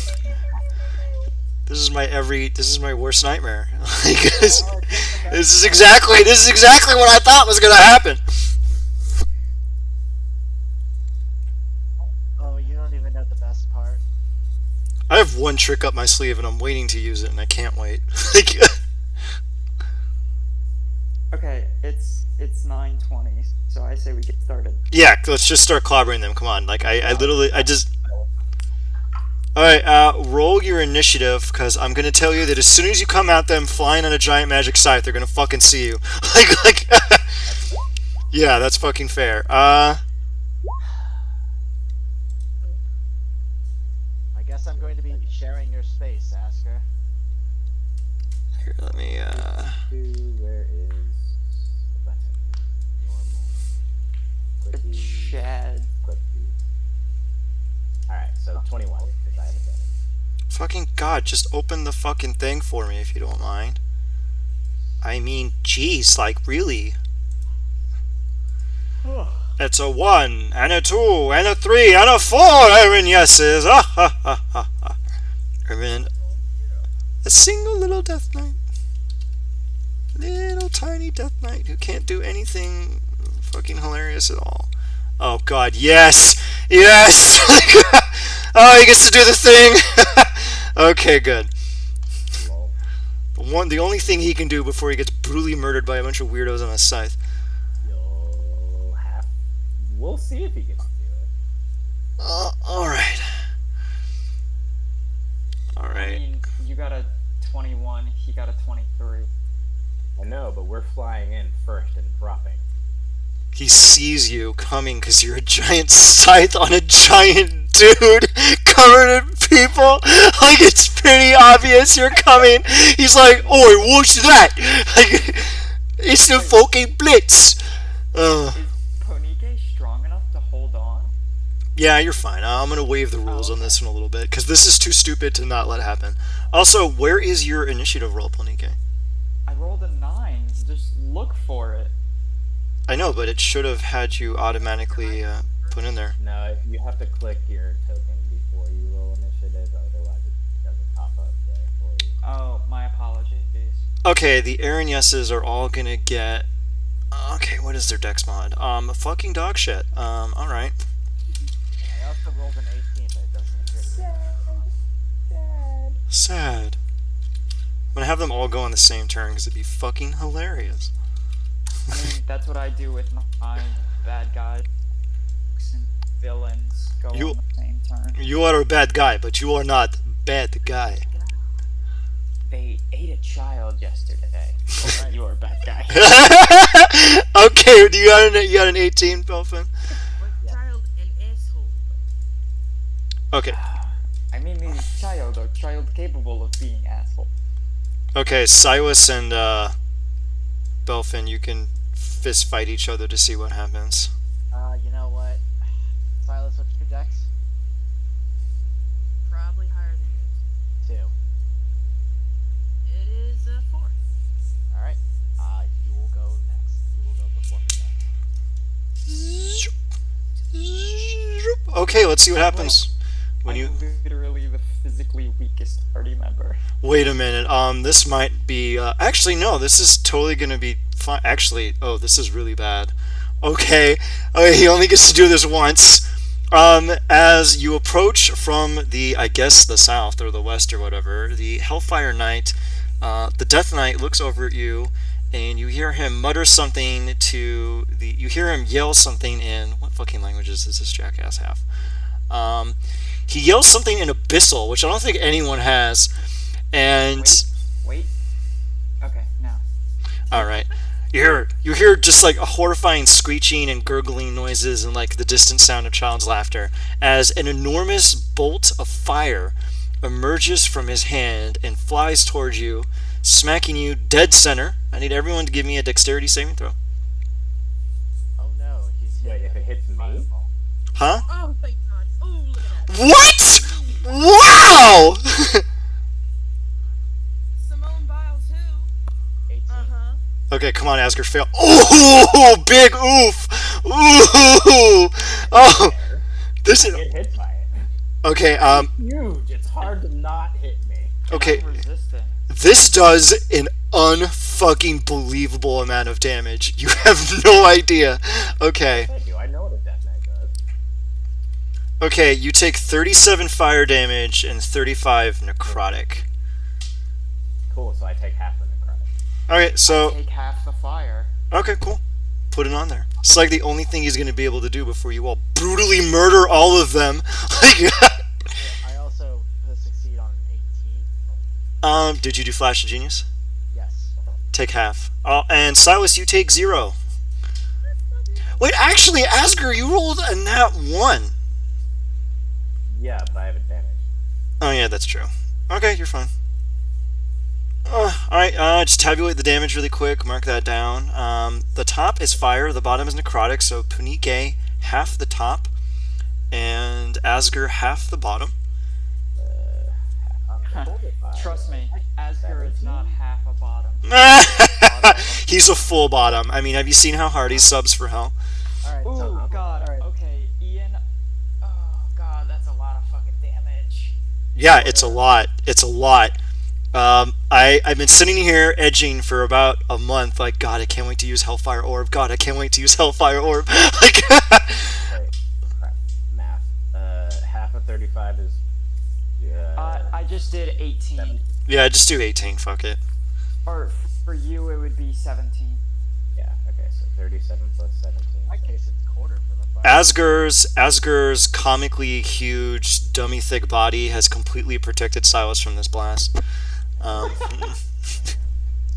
26 points of damage in total. You for look me. very I thankful get for no quick little shit, hits on you. but I'm kind of annoyed. Okay, Asger. I am seriously fucking hurt. Oh shit! It really got you that. Oh, I forgot. You don't have comically. I am a fucking sorcerer, Ian. I have a D6 hit die. I have Yeah. less than 100 maximum hit points. Oh, I forgot. You're the only one I can theoretically power word kill. Okay, Everyone is actually where Asger is. So Asger, wherever the hell you were, go ahead and put yourself there. Oh, I was trying to get directly over this asshole. I'm gonna say it's your turn. You have the movement speed, which is what, 60? So where did I get hit? Just Oh, you got hit here. Oh, can you pass the con save for flying? am I concentrating on it? Because I cast it through the scythe. The scythe is the one doing it. The buckler now in this instance, and Why? No, that'd be enlarge reduce. So the enlarge reduce doesn't actually. You know what? We'll just do it. I'll adjudicate the flying later because this is pretty cool. Go ahead and just fly over to him. Okay, I'm gonna fly directly over his head. Drop Silas off about right here-ish. Okay, so go ahead and drop, and I guess Belfin reaction Featherfall.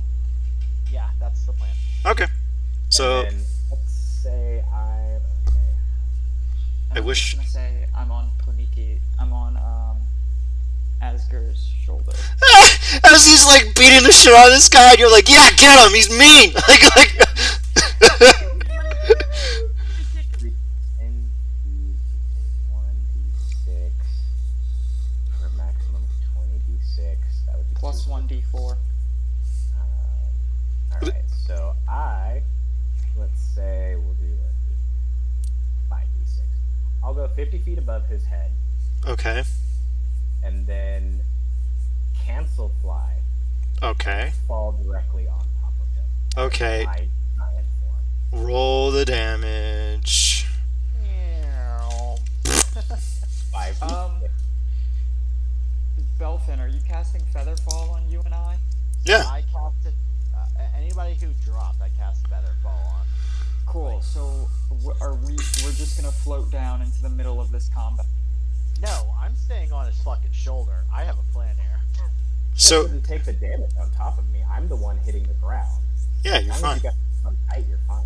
Yeah, give me a basic deck save just to see if you critically fuck up, and you'll be fine. Okay, I'm And then, Oh my god, dreadfully close. What? How did you both do it? You both start to slip and fall off, but then you both get entangled in each other, and you look at each other and go, well, that was oh no. Okay, I just wanted to see if it would roll another 6. okay. alright, Ponike and Belfin, your incompetence managed to converge together and keep yourselves safe. You have slid off Asger's back, though, when you hit, and you just land delicately on the ground. Shit. Oscar pick me up. So He's gonna when want I to. do what? No, I'm gonna nuke this guy in the face. Yeah, he's gonna die. Alright. 5. Okay, so it's 5d6, and I do 1d4 x, just 1d4, right? Yeah, it's Sounds kind. easier? Yeah, it's kind of weird. Yeah.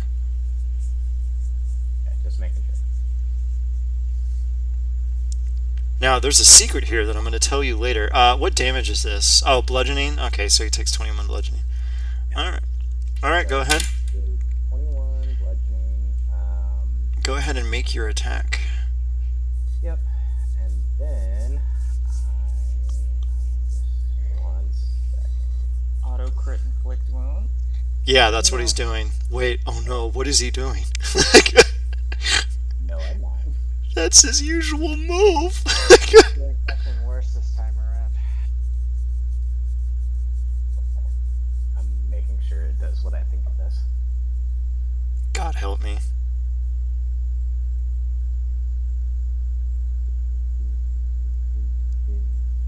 Yeah. All right. Wait. Where's my equip the spells called? Damn, okay. Wait. Time out. He had disadvantage. Oh wait, no, it was the save. Never mind. Yeah, he's fine.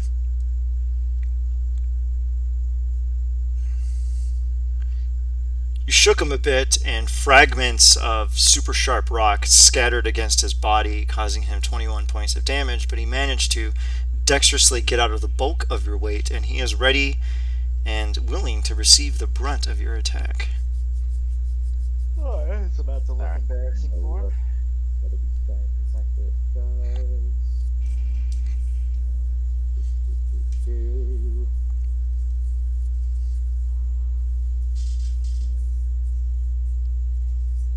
this part have a ceiling?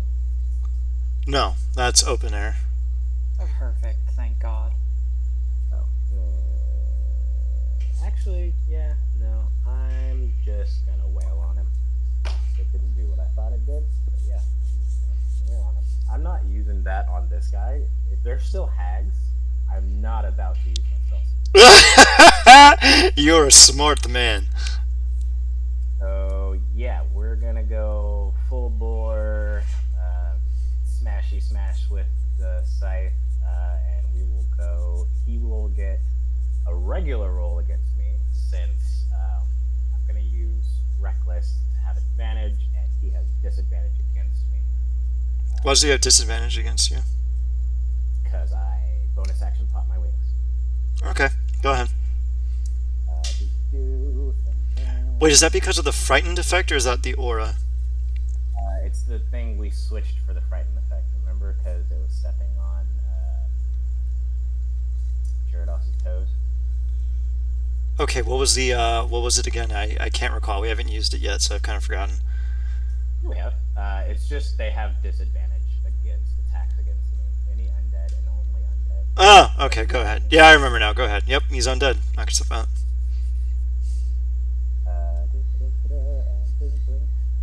So that's a 20 and a 2. You're attacking twice, correct? Yes. Okay. For one of the attacks, you see him slide out of the way and use his sword to deftly block it. But expending his might in that particular area, the second attack hits. Sweet. Alright. So that is 23 slashing damage. Oh, and yeah, the rest of it doesn't matter because I know Death Knights. Yeah, I was like, I'm glad you didn't waste my time calculating necrotic damage. I know Death Knights, okay? I based the summon thing that Hell does off the Death Knight. Based. Okay. Is there anything else you would like to do?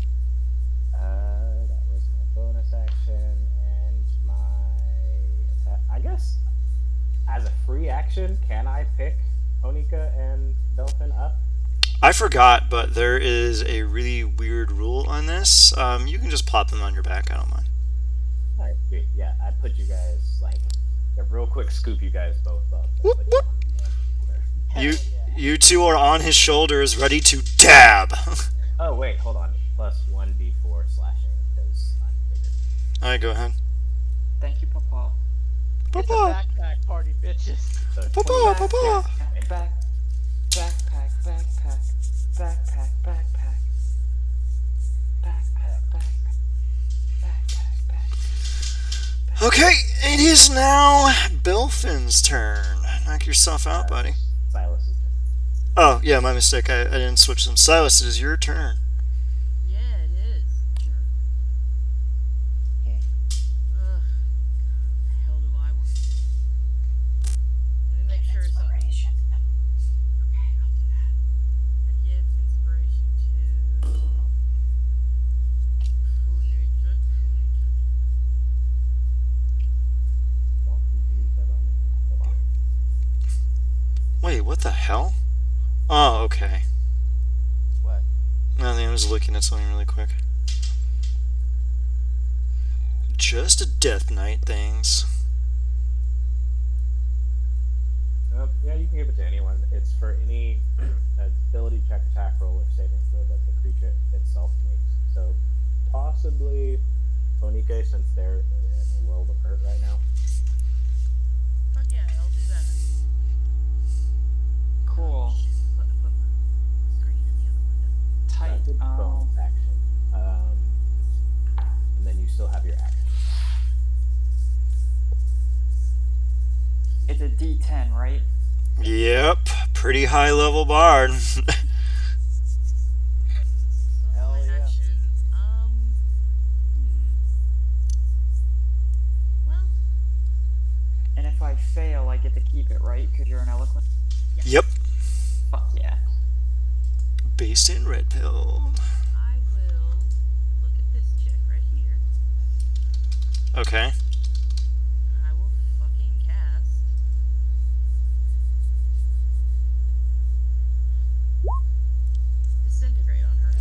Oh my god! Ow! Ah, that is actually not bad. Oh my god. Okay. So you do 70 force damage? Yeah, actually, this Aranyas is actually a construct, so I'm kidding. Okay, so, yeah, I'm not sure how to tell you this, but, she's alive. I know. Still a gent. Yeah, so is there any save for that, or does that shit just happen? It's a dex save. Okay, let me just roll her dex. Does it fit? 15 is not passed. Alright, so she just takes 70 goddamn force damage, alright. 10d6 plus 40. Did you auto crit it? No, they rolled that.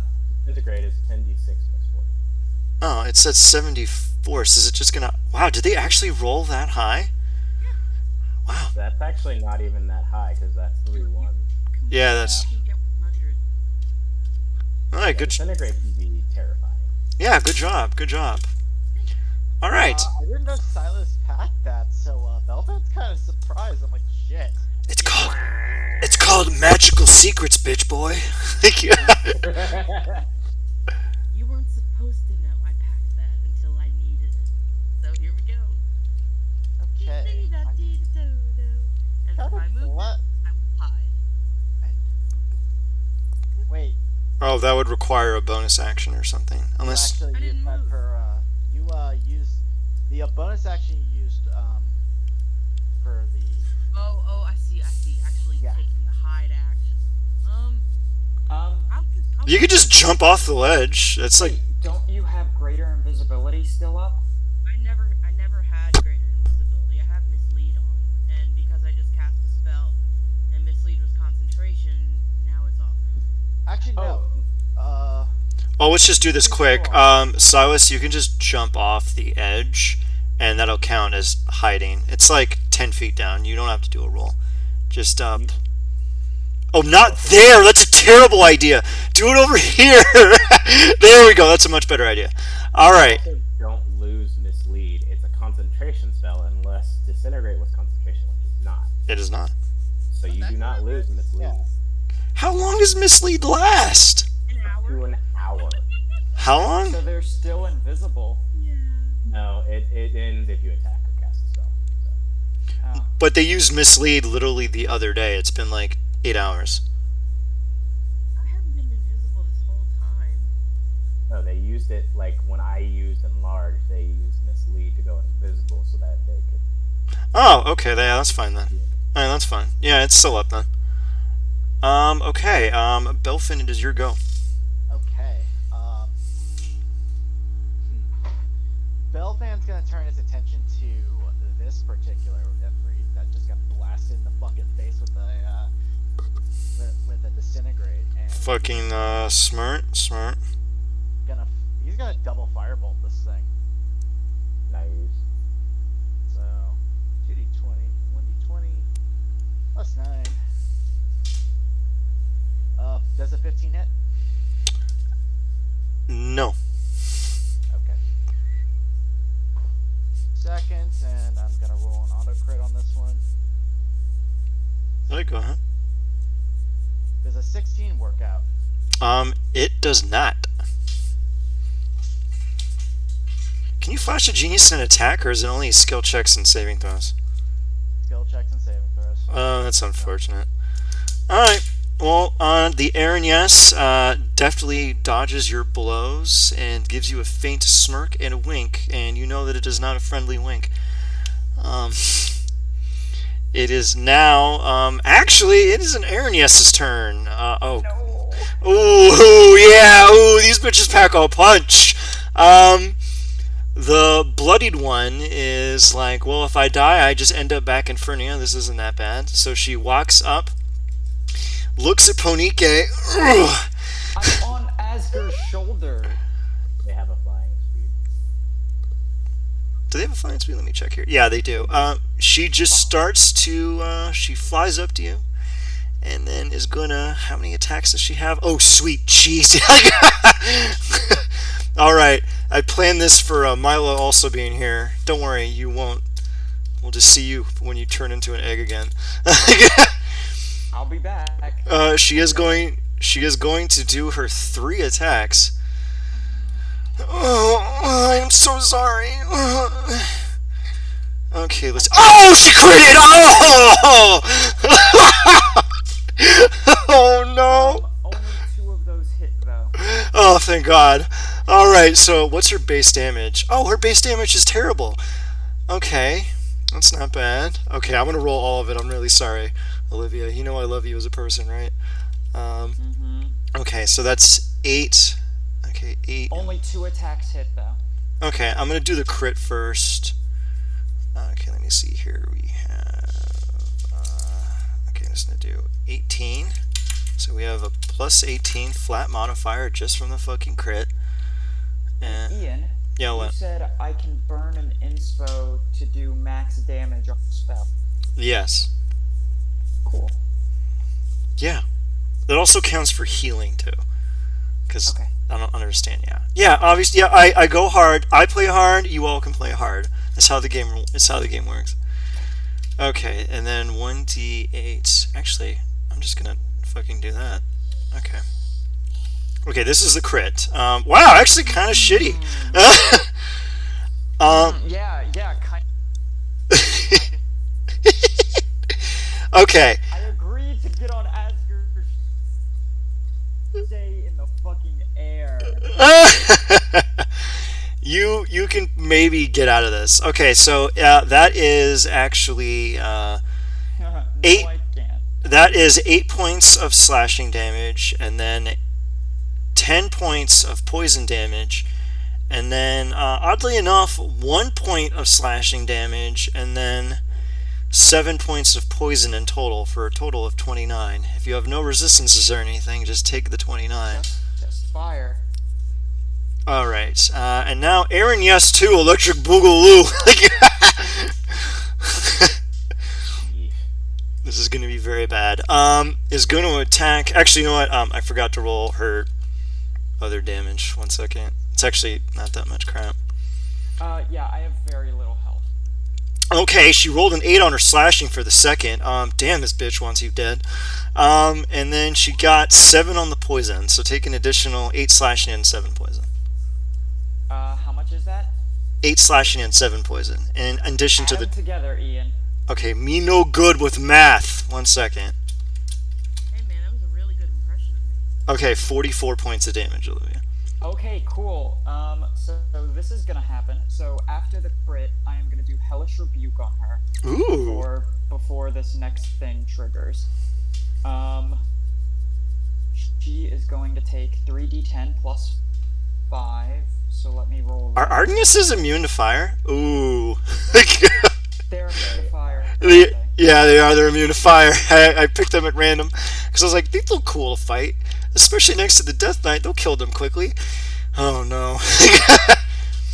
You looked at Death Knight. What's the next letter? Aaron, yes. Actually, that is literally what happened.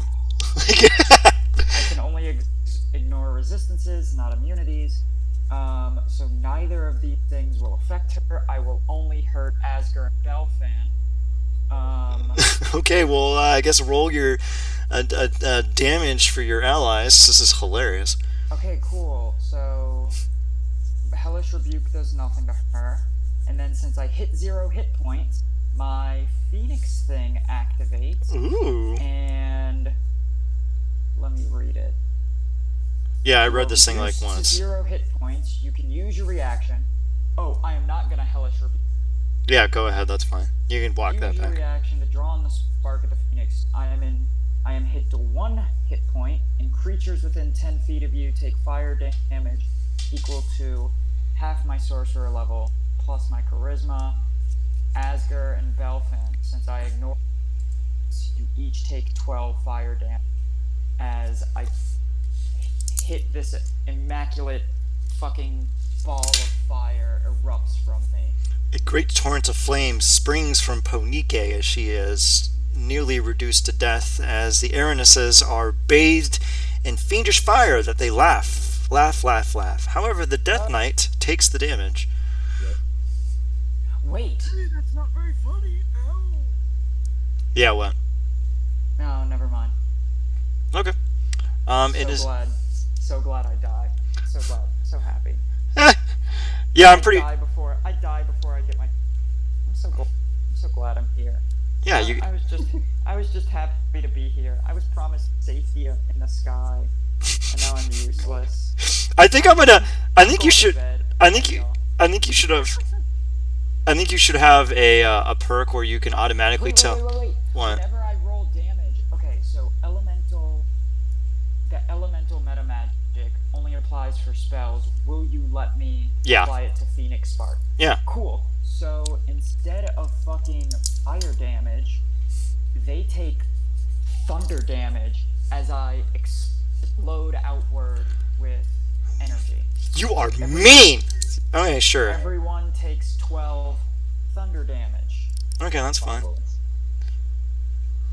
Okay. Okay. And what's the radius on that? 10 feet. Oh, okay. So it's gonna hit. Belfin, the Death Knight, Asger, and the Aaron. Yeah, the other one is 5 feet out of fucking turn, actually. Alright, she is going to be at... Alright, good. Alright, Belfin, are you ready to have an extremely bad day? I don't know. I'm gonna cast shield in response to any attacks, so fuck you. Ooh, nice! My AC is 23 now. Okay, cool. Nice. Cool. Tank. Okay. Do it.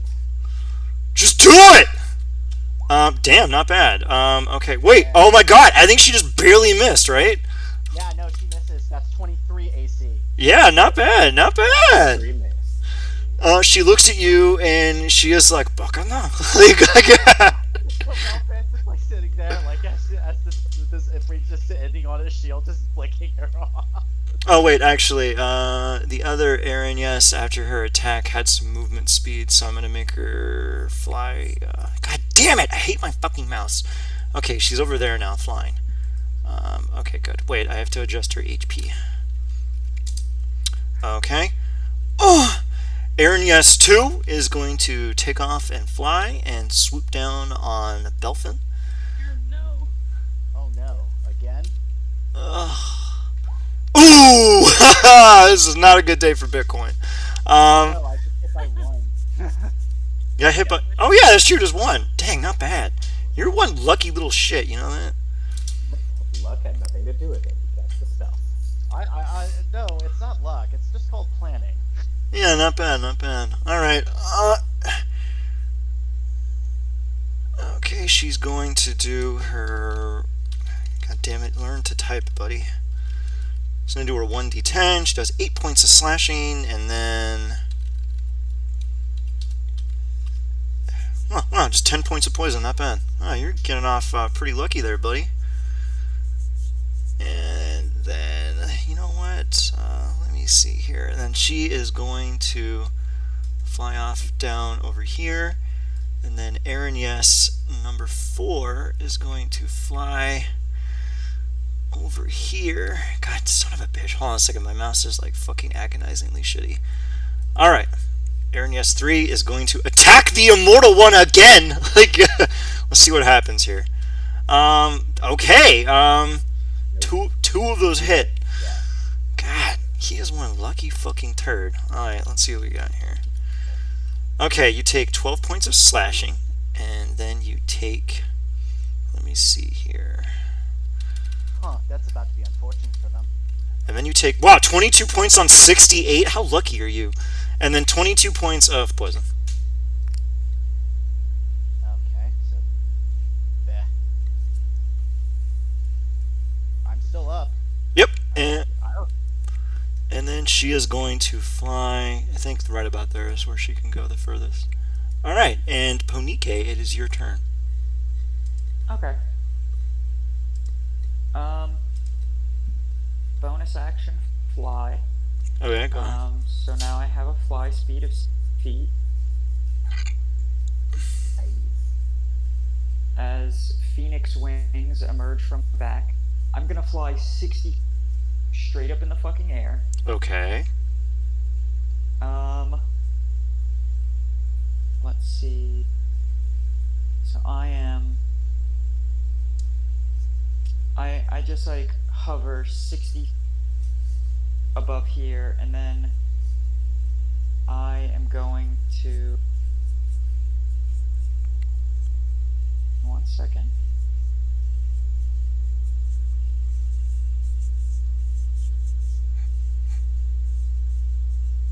Centered here.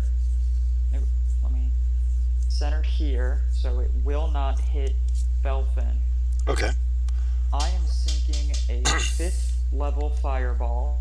Damn. They. Let me read if it's for everyone or just one. Give me a second. For Elemental Adept. Nope. Oh, damn, I have to do one or the other. Me. Yeah, I'm gonna have to do the elemental spell to change it into thunder. Oh, you wanted to give them disadvantage, didn't you? Yeah, okay, so right here is where it's centered. So 1, 2, 3. They need to make dexterity saving throws. Okay.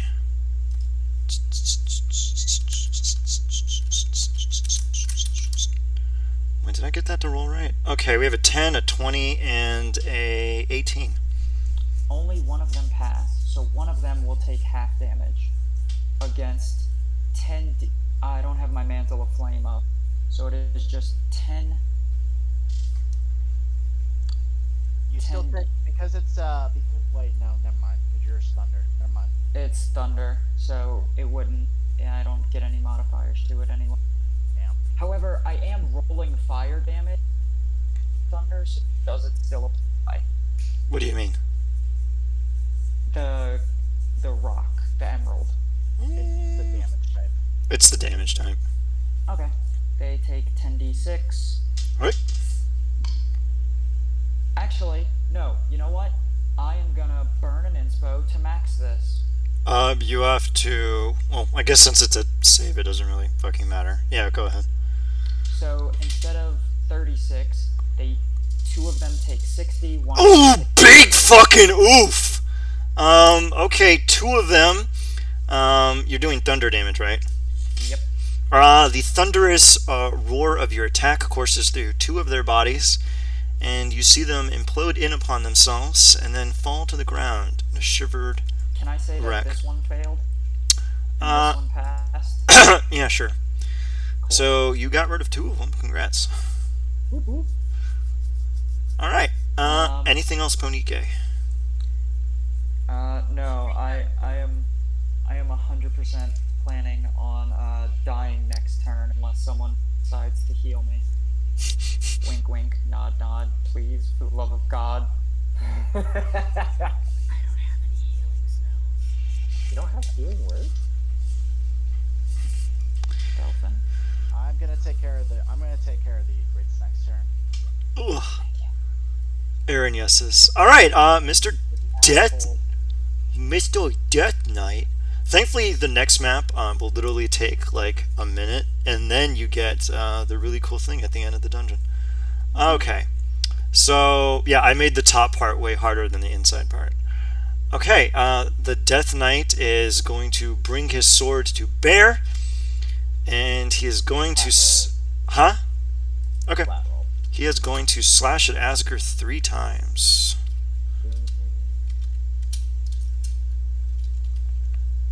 Damn. Okay, so a 19, a 20, and a 15. So 2 hit. Okay. This actually does a fucking lot of damage, actually, now that I think about it. Alright, I'm going to do the slashing first so that you know which to have. I have all of it. Yeah. It's necrotic. I have everything. So just roll it off. Yeah, I'm going to roll it flat then. Alright, so it's 2d8, 4d8, 4, 8, 10. Damn, Jesus Christ. I know that. Okay, 10d8 plus 10. Okay, you take 25. Just say 25. You take 25 points of damage as the Death Knight slams into you twice with his longsword, attempting to break into your form. And then he readies his blade and prepares himself for the onslaught. Go ahead, Asger.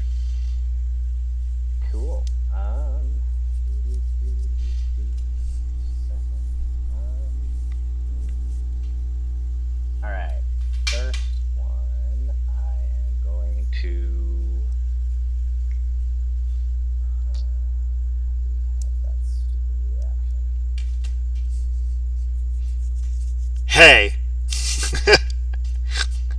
What? I know. He parried me on the first hit. I don't want to hear it. Yeah, I know know. what he can do. I know. But I am gonna go, hey! Like the man. I am not metagaming. I just know what he can do. Alright, what do you want to do, Asger? Alright. Well, I guess I'll just attempt it twice, because I guess if I miss, it doesn't burn the dice anyway? Yeah, technically. Yeah. Okay, so I will attempt to trip him twice. Whichever one may connect, I'm going to hope to trip him. Welcome back, Silas. Oh! What?! Oh my god! Okay, you know what? He's dead. Just tell me how he dies. Like... Okay. So, first one, he gets tripped. Second one, I'm going to take the scythe and pierce straight into his helmet. And since he's like basically a fucking Nargul, I want him to implode upon himself, Nargul-like, and like crunch down into his own armor. Yeah, you hear this crunchy sound as his body starts to collapse in on itself, and you see the faint beams of light within his plate helmet look out at you with longing, and you hear a faint voice, "At last." And then he disappears into nothingness. And you can feel a soul going towards a purported paradise. Good. Alright, let me make sure I can't do anything extra with my And to expedite some things, the Aaron Yesses are like, holy fucking shit, and they fuck off. Like, Firebolts chase them. okay, you all launch a volley of bolts, and they go, and they fall to the ground and die. I fly over to Belfin and I go, an artificer like yourself, a healing potion on. I'll tell you what. I can do this at least. I'm gonna do cure wounds at 3rd level. Okay. You're a blessing and a saint. Alright, well, if you're doing that there, I'm gonna chug a lug a potion. What was it? Superior that I bought, right? Hey guys! Yeah, Go! you can go ahead and... You're giving me your superior potion of healing? No, I'm chug-a-lugging it. Oh, thank God, 23 HP. That actually puts me at 24, which is better than nothing. It's better than 1. You just like inject me with like a fucking epinephrine. Okay, you all regain your HP, and you see an entrance further into the castle. I'm going to presume Wait. you take it. We regain our max HP? For what? You just said we regain our HP. Yeah, the HP that you got by chugging potions. Oh, okay. Damn, it's 8d4? That's kind of okay. Yeah, for a superior, it's not terrible. Yeah, they're pretty expensive in-game for some baffling reason. Alright, let me get rid of the Aaron Yesses and the Death Knights and bring up the Hags. Alright, 1 minute. Are hags immune to fire? Not these, no.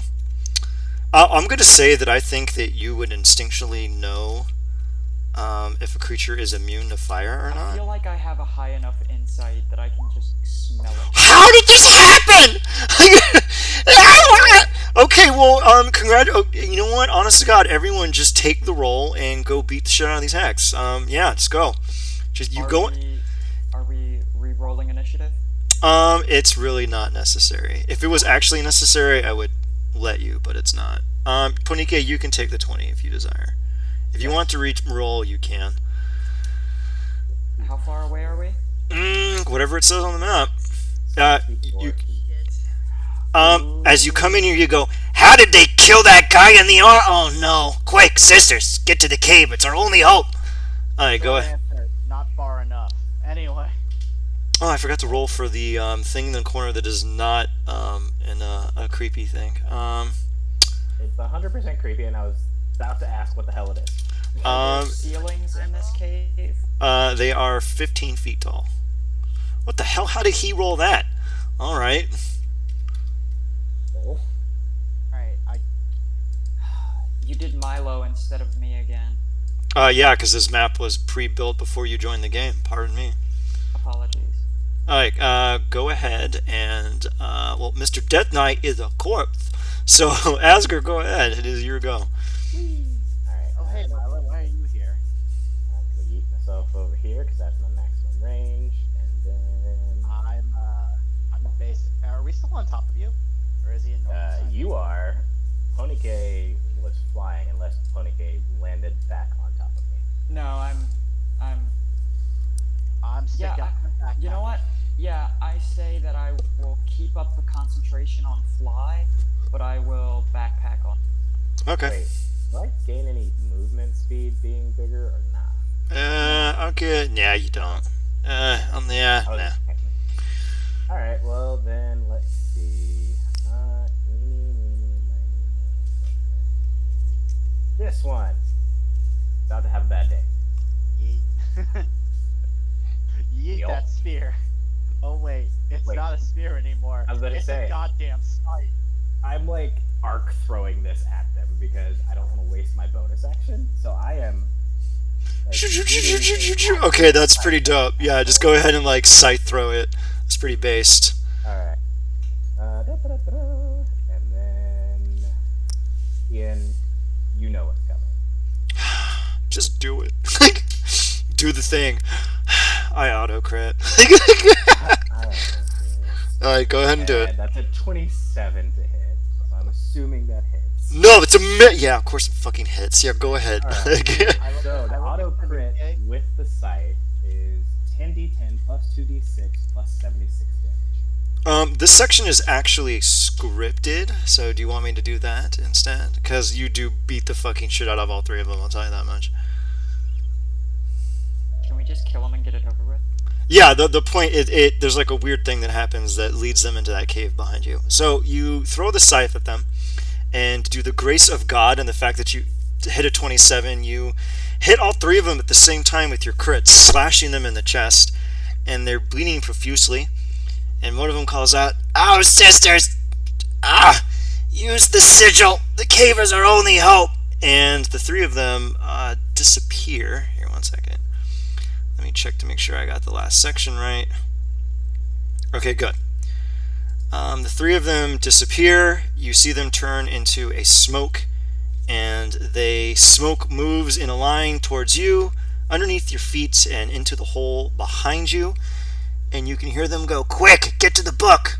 What would you all like to do? Get to I'm the gonna- book. Dimension door. Dimension door. Yeah! Okay, you know what? Based. Alright. So, I'm gonna leap into the hole after that dimension door. 'cause Okay. I'm- okay, so you are all now in this map, and it's still the same turn order. They still go on 4. I forgot to put it in here, but up here you see a book on a pedestal. Does anyone want to make an Arcana check for free? Sure. I will. Those of you who are good with it. I want to do it for fun. I swear to God, if you get a nat 20 on this. Okay, good. I was about to fucking say. You know what? That would be Get it fun. for free. Yeah, let's see. Okay, no one good with magic today, but I'm gonna hand it to you, Belfin. It is immediately apprehended to you, and you don't know quite why you know this, but this is some kind of planar prison, and whoever gets to that book and finishes the incantation in it summons the thing and gains a measure of power. You have to beat the hags to the top of that ramp. Lol. Guess my whose turn. whose turn is next? The fly speed of P.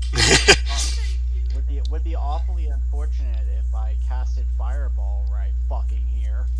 Well, Okay, I'm gonna fly, cast the fuck off spell that kills them, and get to the book. I would actually just go to the book first and save your spell slots, because you're going to get a treat. Whose turn? If Um, I hurt the book, is it bad? If you do what? Yeah, don't do that. You get a strange feeling that there is Dark 6 energy occurring here.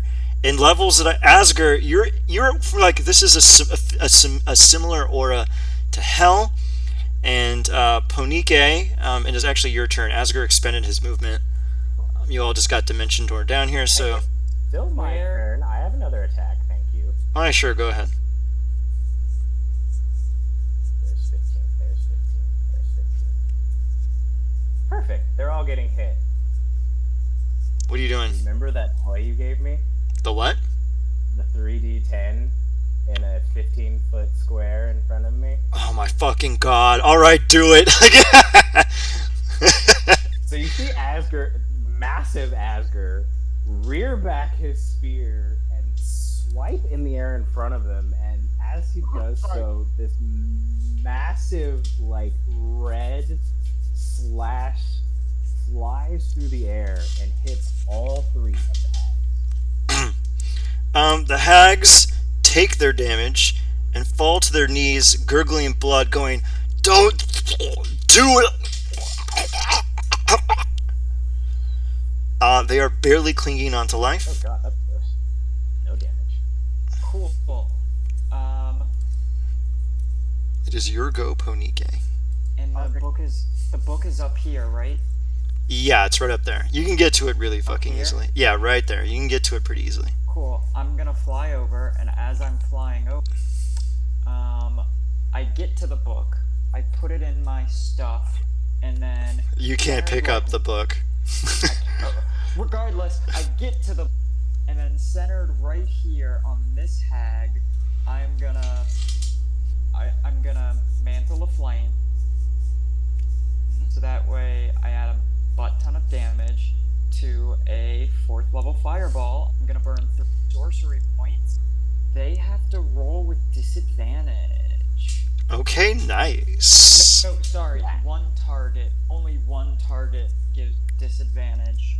Okay, I'm gonna say that, like, I need them alive for the next segment. Like, they're something cool. Fine, I'm not gonna waste the sorcery points. They Yeah. just rolled deck saves. Yeah, and they 3rd level spell slot. take their damage. Their skin is molten, their flesh is peeling off, their hair has been burned, and they're like, "Why? We were nearly on the verge of death. Why do you torture us so?" I'm trying to kill. I've attempted to destroy you. All you had to do was just let yourself be destroyed. All So- I had to do was die. Some foul thing keeps us alive. Okay, Ponike, Can I roll the damage anyway? if you want, but do you want to just finish the incantation in the book? What's the No. strangest language you have? Primordial.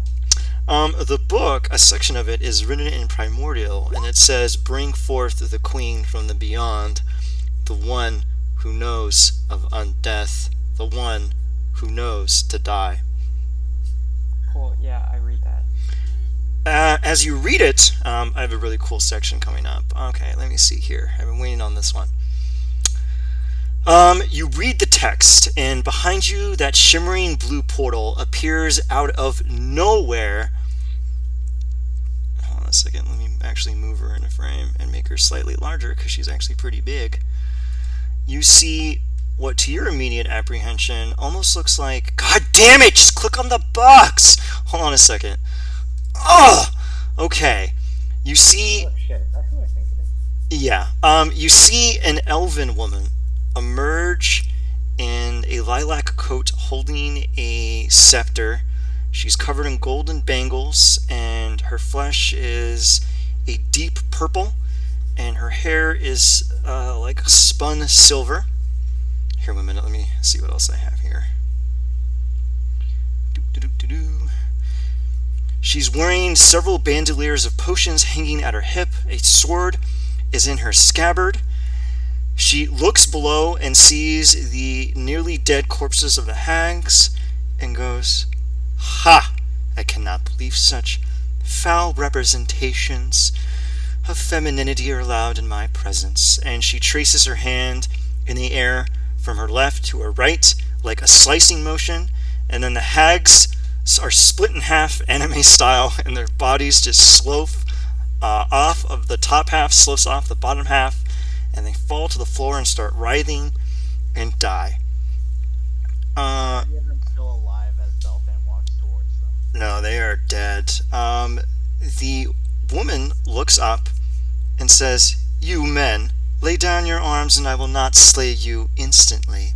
And you, sister, I have, well, for the sake of convenience, can you let me do this misandry bit?" Like, Fine. Be a transphobe too. wait, okay, so, let's just do that, alright? It's easier, because the original gag was that she just really, Go on. Yeah, okay.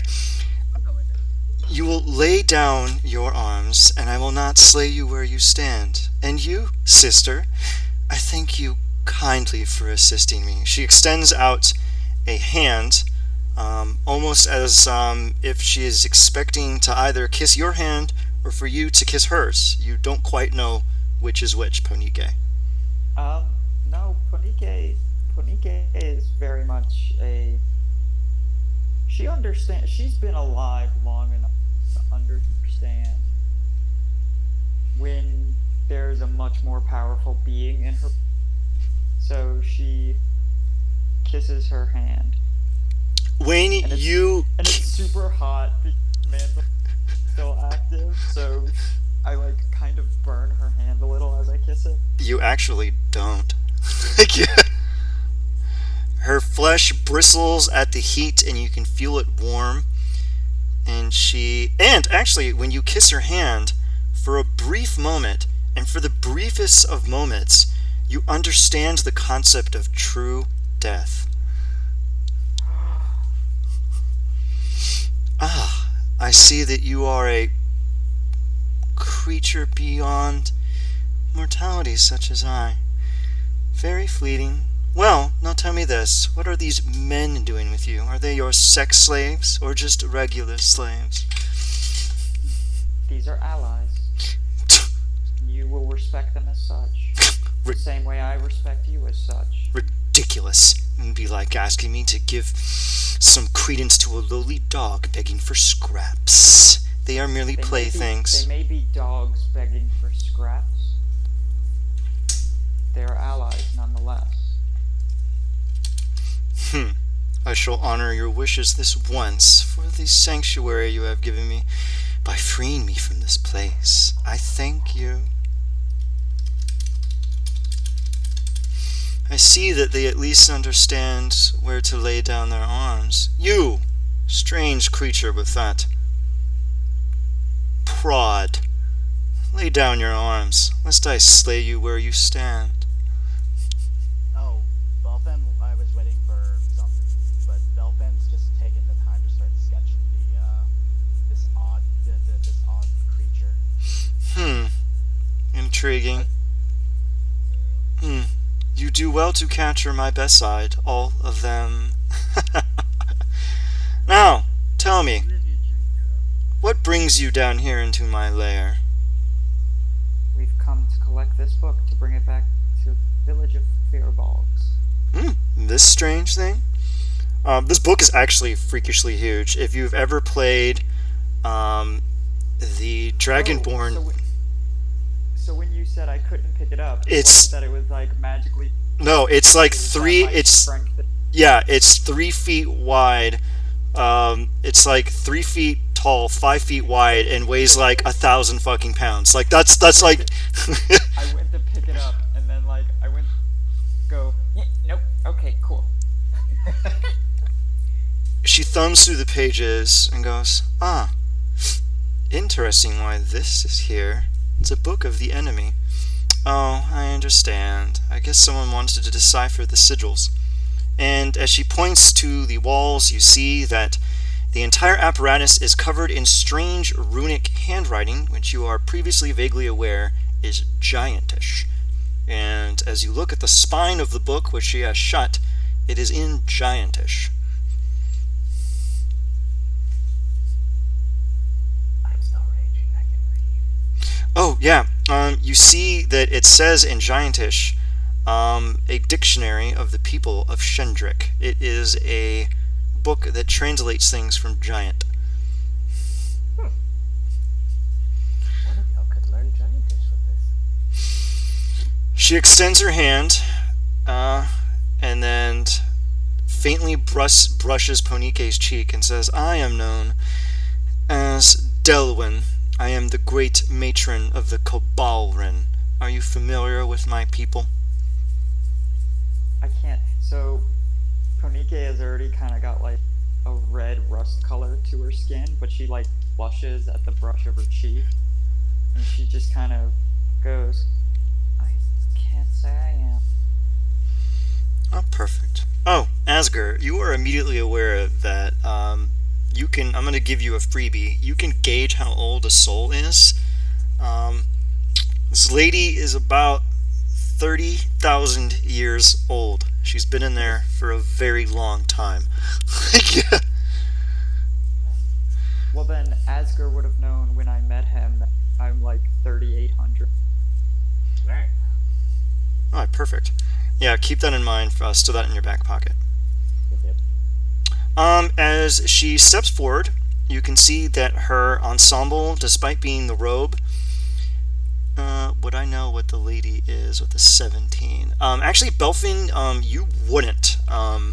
She's a really weird elf subrace I found in like one of Keith's weird sub-publications. You can literally just ask her what the hell a Cabalrin is, and she'll just tell. Yeah, you can. She's exceedingly... Okay, let me see here. I gave her a lot of dialogue. Well, I have a certain task to undertake, but I suppose I can entertain a few questions. Silas, actually, you still don't know. That's okay, I don't care. Now tell me, do the giants still rule the surface of Eberron? No. Oh, this pleases me. My race and I, we fought them bitterly. You see as she closes her eyes and takes a deep breath. And she then opens her eyes. But I am the last. God. All these millennia of waiting. Yes? God damn it, I wouldn't know that in character, never mind. She gives you a faint smile, and you notice that she actually has fangs.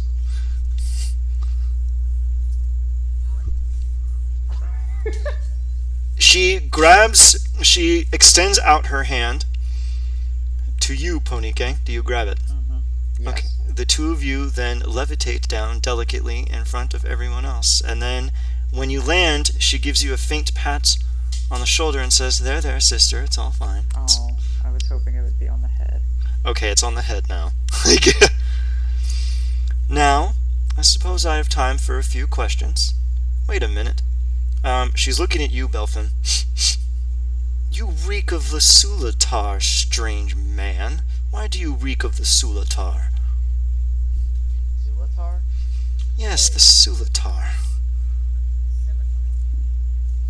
I apologize, I am not familiar with the name. Ah, that pleases me. They were a rival clan. They had the habit of making strange vessels that soared through the air. You reek of their magic. Would it be because of this then? He points to his dragon mark. Ah, interesting. I have no idea what this is. Yeah, Dragomart's actually only manifested like 3,000 years ago, so she'd have no clue. Like, this is most curious. The best I can glean from this is that it's some manifestation of the dragons. Huh. I suppose I'll find another one of you and study it. I won't damage sister's property. That would be rude on a first visit. I look at her and go, oh, they're not my property, examine away. Oh, but how can I examine them without permission of the owner? That would be most unbecoming of a lady. Fine, I give you permission to examine them. Ah, excellent. They, however, are not my property, but I, ipso facto, am renting them. And I kind of look at Joel and... Play along with it, she could kill us in an instant! I like that! I was just shrugs like, I'm just happy I can see right now. She pokes and prods at Belfin's mark, and it doesn't really do much of anything. Kind of tests it, prods it, and she goes, "Curious, curious. Oh, you, my enormous fellow. Do you come closer for me, if you don't mind?" Okay. I just like as this huge like creature is just like prodding Belfan's like mark.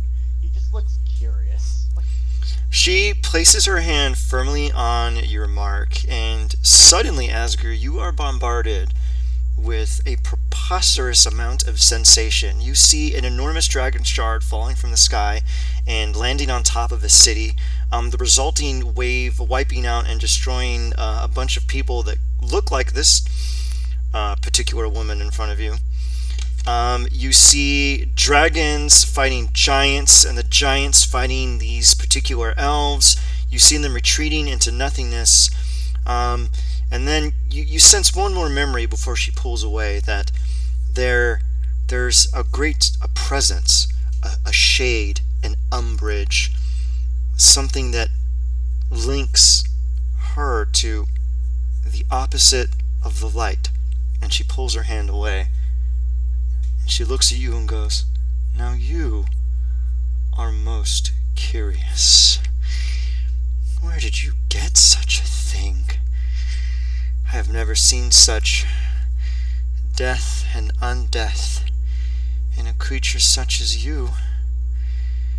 I thought my kind were the ones who mastered the soul, but it seems that you are on the way to besting us at our own game."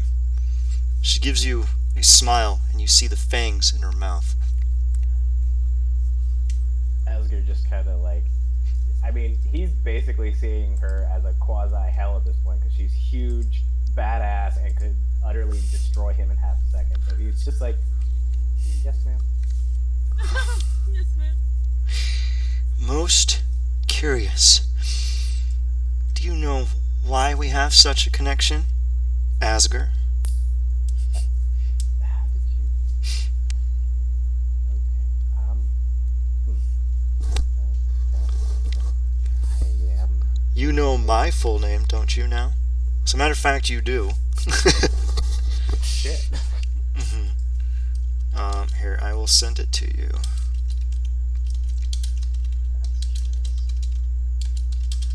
you hear from like the far back of the room as you know what? I kind of want something cool to happen. I'm gonna cast Detect Magic, and I want to see if there's some kind of connection. Okay, you cast Detect Magic, and the amount of necromantic energy coming off of this woman is so bewildering that it brings you to your knees. She literally makes the undead. Hi. Oh, Cool.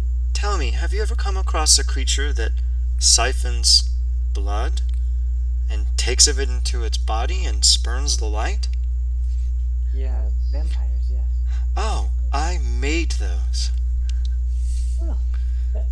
Oh, Renegade gets this bright look in her face. Yes, pun intended. And she goes, "Would you be able..." Oh, never mind. They aren't vampires. They're aberrations. They just drank blood. I had forgotten. Do you, oh, I am now utterly terrified. Do you happen to know my mistress? Hell, I imagine. Yep. That's who I'm renting him from. Ah. Now that is a woman. Oh, okay, so you two know each other and she's cool with you. Alright, I'm happy now. Yes, somewhat. I've explored certain options that she never considered. But we have similar enemies. Gotcha. Oh, And Asger starts rifling around in his jacket pocket. He's like, where did he put that? Where did he put it? Where did he put it?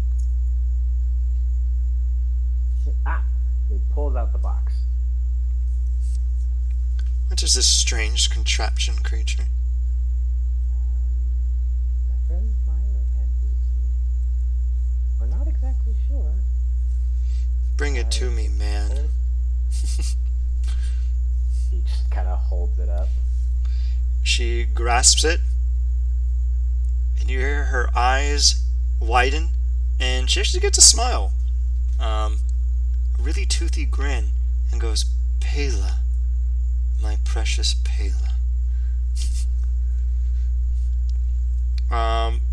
She opens the box, and you see her do a little motion with her hand, and out comes the drow quotations, Pela.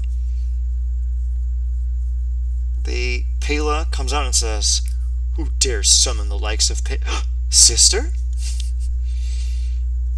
And they lock eyes, and you can see that they are overwhelmed for a moment, and Delwyn attempts to embrace Pela, but she simply disappears into the mists. You can see a faint tear go down Delwyn's face. She does a circle, and Pela's soul goes back into the box. I have not seen my sister in 35,000 years. She was felled by creatures that I attempted to stop with necromancy and conjuration and all manners of the weave. And here she is imprisoned in some fiendish contraption handled by men. Lesser things. I am less than pleased, but knowing that she endures in some capacity gives me catharsis. You will tell me where to find you in some time when I have finished my tasks, and I shall take her soul from this box, and in exchange I shall give you something that you can gain nowhere else. Knowledge. I look at her and I just kind of go, before she says knowledge, I look at her. True death. I kind of think for a second, it's just like, can you not take that soul from the box at this time? Not at present. I require other things first that Sister wouldn't approve of. It's always better to ask for forgiveness, not permission. Now, you. True death? No, she thought that. She didn't say it. Oh, okay. Well, you have given me something beautiful, so I shall give you something beautiful. She reaches down to the bodies of the hags, takes a deep breath, and does a swirl of her wrist, and their bodies just morph into this mesh of red, and then this essence flows out of them into a sphere, and the hags wither away into dust. And Delwyn looks at the four of you and tells you, touch the sphere. I slowly touch it. Okay. Asger pokes it with a finger. Okay. Silas, Belfin. Yeah, I'm gonna touch it. Yeah. As you touch it, every ache, every pain, every cut, every bruise disappears. Your HP is restored to max, and your HP maximum goes up by 10. Tight. Poor Silas, never fighting anyone, never getting hurt, never having to get emergency heal from 30,000-year-old Cabalran Queen. I'm at 107 hit points now. You can no longer just kill me with a word. No more instant power word there. Yep. I guide others to a treasure I can never possess. So, she looks at the lot of you. All you have to do is knock me down 10 hit points. Yeah. And then She looks at you and says, If you seek to find me sooner and bring me my sister, you may find me in Kalatesh. It is a name I doubt has been spoken in some time. I will leave you that as a hint. Only those that are worthy may enter the great depths beneath the ring of storms. I bid you a good day. As she is saying this, she is tracing her hand behind her back. A circle appears, and before she steps through it, she says, "And you, madam, keep your men in line." And she steps through the portal and disappears. As she disappears, I'm like, again, not my men, they're just men. And Silas yells, "Not a man!" Yeah, sorry about that, Mags, but I wrote about that. It was funny. Yeah, I've been waiting to play Super Misandrous Lady for a very long time. Anyway, I'm glad that all of you are like, just put down the weapons and do what the lady says. Okay, I look at Joel and go, I do apologize for saying that I was wanting you. okay, I don't believe in slavery. Hell, I don't give a shit. Well, I do give a shit about that. we're a bit long in the tooth, but the next section is just Leonin giving you a little gift, and then Leonin telling you how you remind him of someone. So if we want to have a cute little moment, we can do that, and then we can tuck her out. Yep. Okay, you're going to skulk through everything, and actually, there's one thing. Asger, can you go pick up the book? Yep, I'll make a roll. No, go up there and attempt to pick up the book. Okay. You Pick it up. you attempt to casually pick it up and go, "Oh my god," and you get this look in your eyes like, finally, at last. Okay, go ahead and roll. Go ahead and roll to pick up the enormous giant book.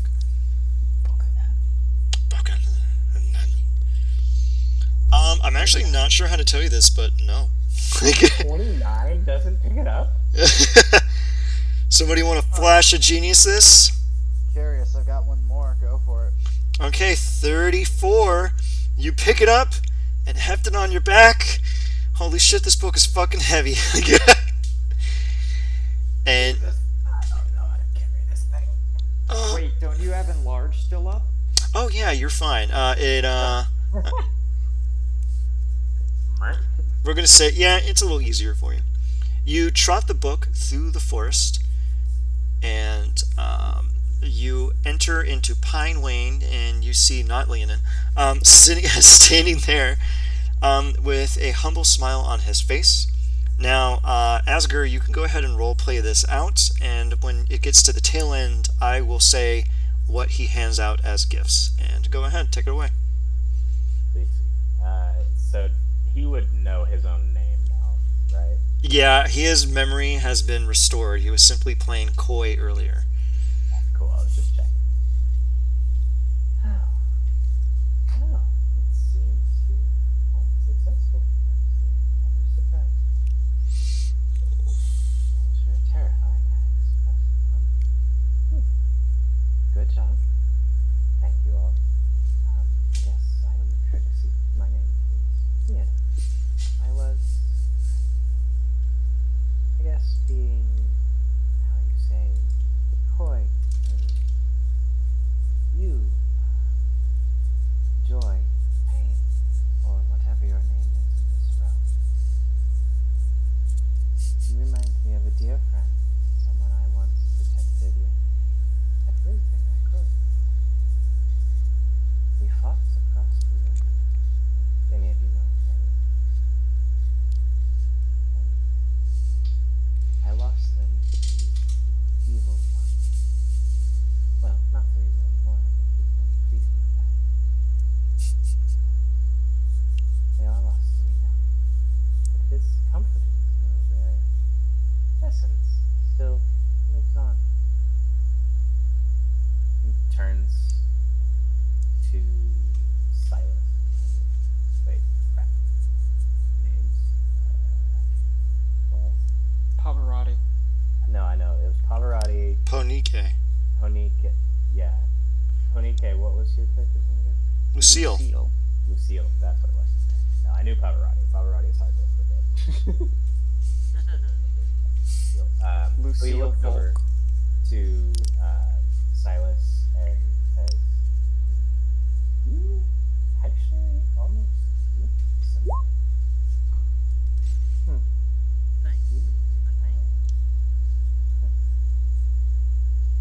were a dear friend. Surprisingly enough, I guess, to say dear friend, for me and Claire to say that a vampire is a dear friend. In another realm, your essence was known as Pavarotti. And you were a fantastic singer, the likes of which I have never met again. Well, y'all hear that? I was a singer. And a dear, dear friend. You. You seem to have the essence of Lucille. Lucille Volk. I can do that was quite good at, well, sniffing out trouble and problems. Stay there, hides a few times. Like, you have what now? He like turns and looks at you and then stares at the cape and goes, what in the hell? Session will just shrug and let you hold the cake for a bit. You Just see make that like bet. a couple of tears go down his face and he just looks at it and goes, dear friend, it seems I don't know if you're still alive or not. I don't know if you would have parted with this if you parted. But it's good to see your essence is being spent well. And he smiles at you. Alice will smile back. And then he looks over at Asger and he goes, you I don't quite understand.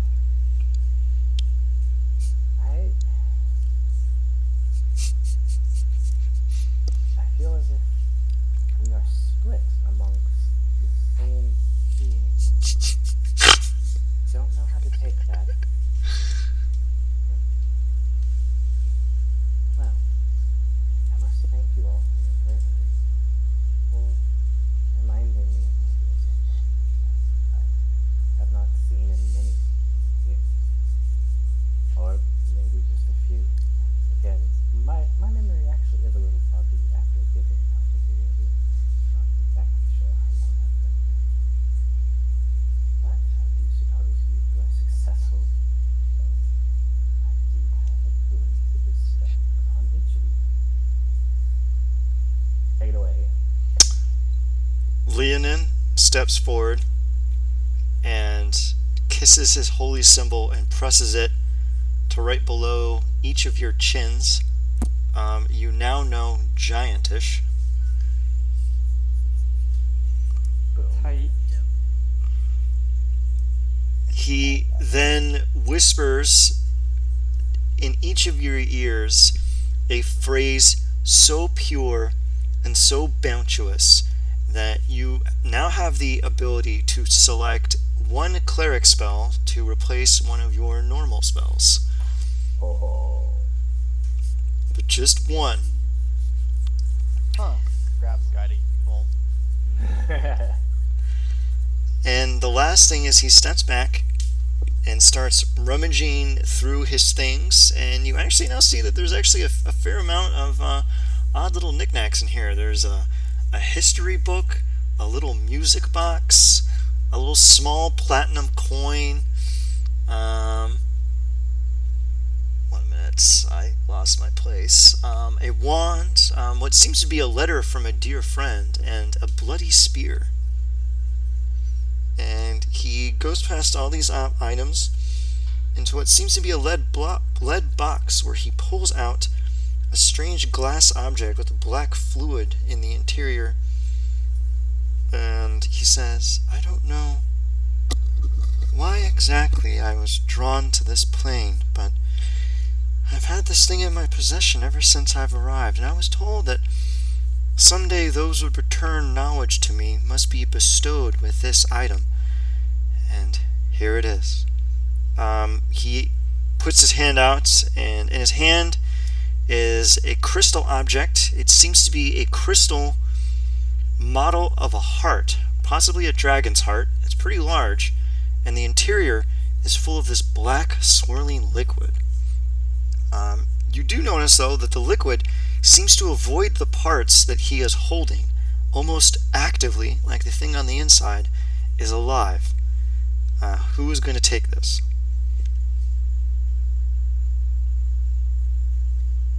Spellfan is going to look at this thing and cast Identify.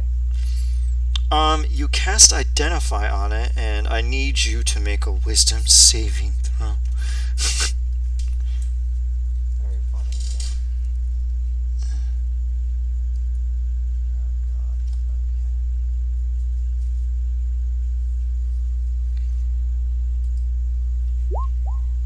That's no goddamn wisdom. Damn, not bad. You cast Identify on the object, and you can feel that the thing does not like to be known, but you persevere, and you go through the layers of its being, and you determine one simple thing about it. It is a wayfinder, and it is used to anchor a portal to Mabar, the plane of negative energy. Holy hell.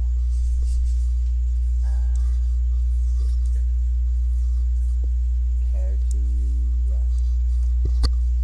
wait? This can bind a portal to the plane of negative energy. Ooh, that's quite a trinket to have on hand for a light cleric.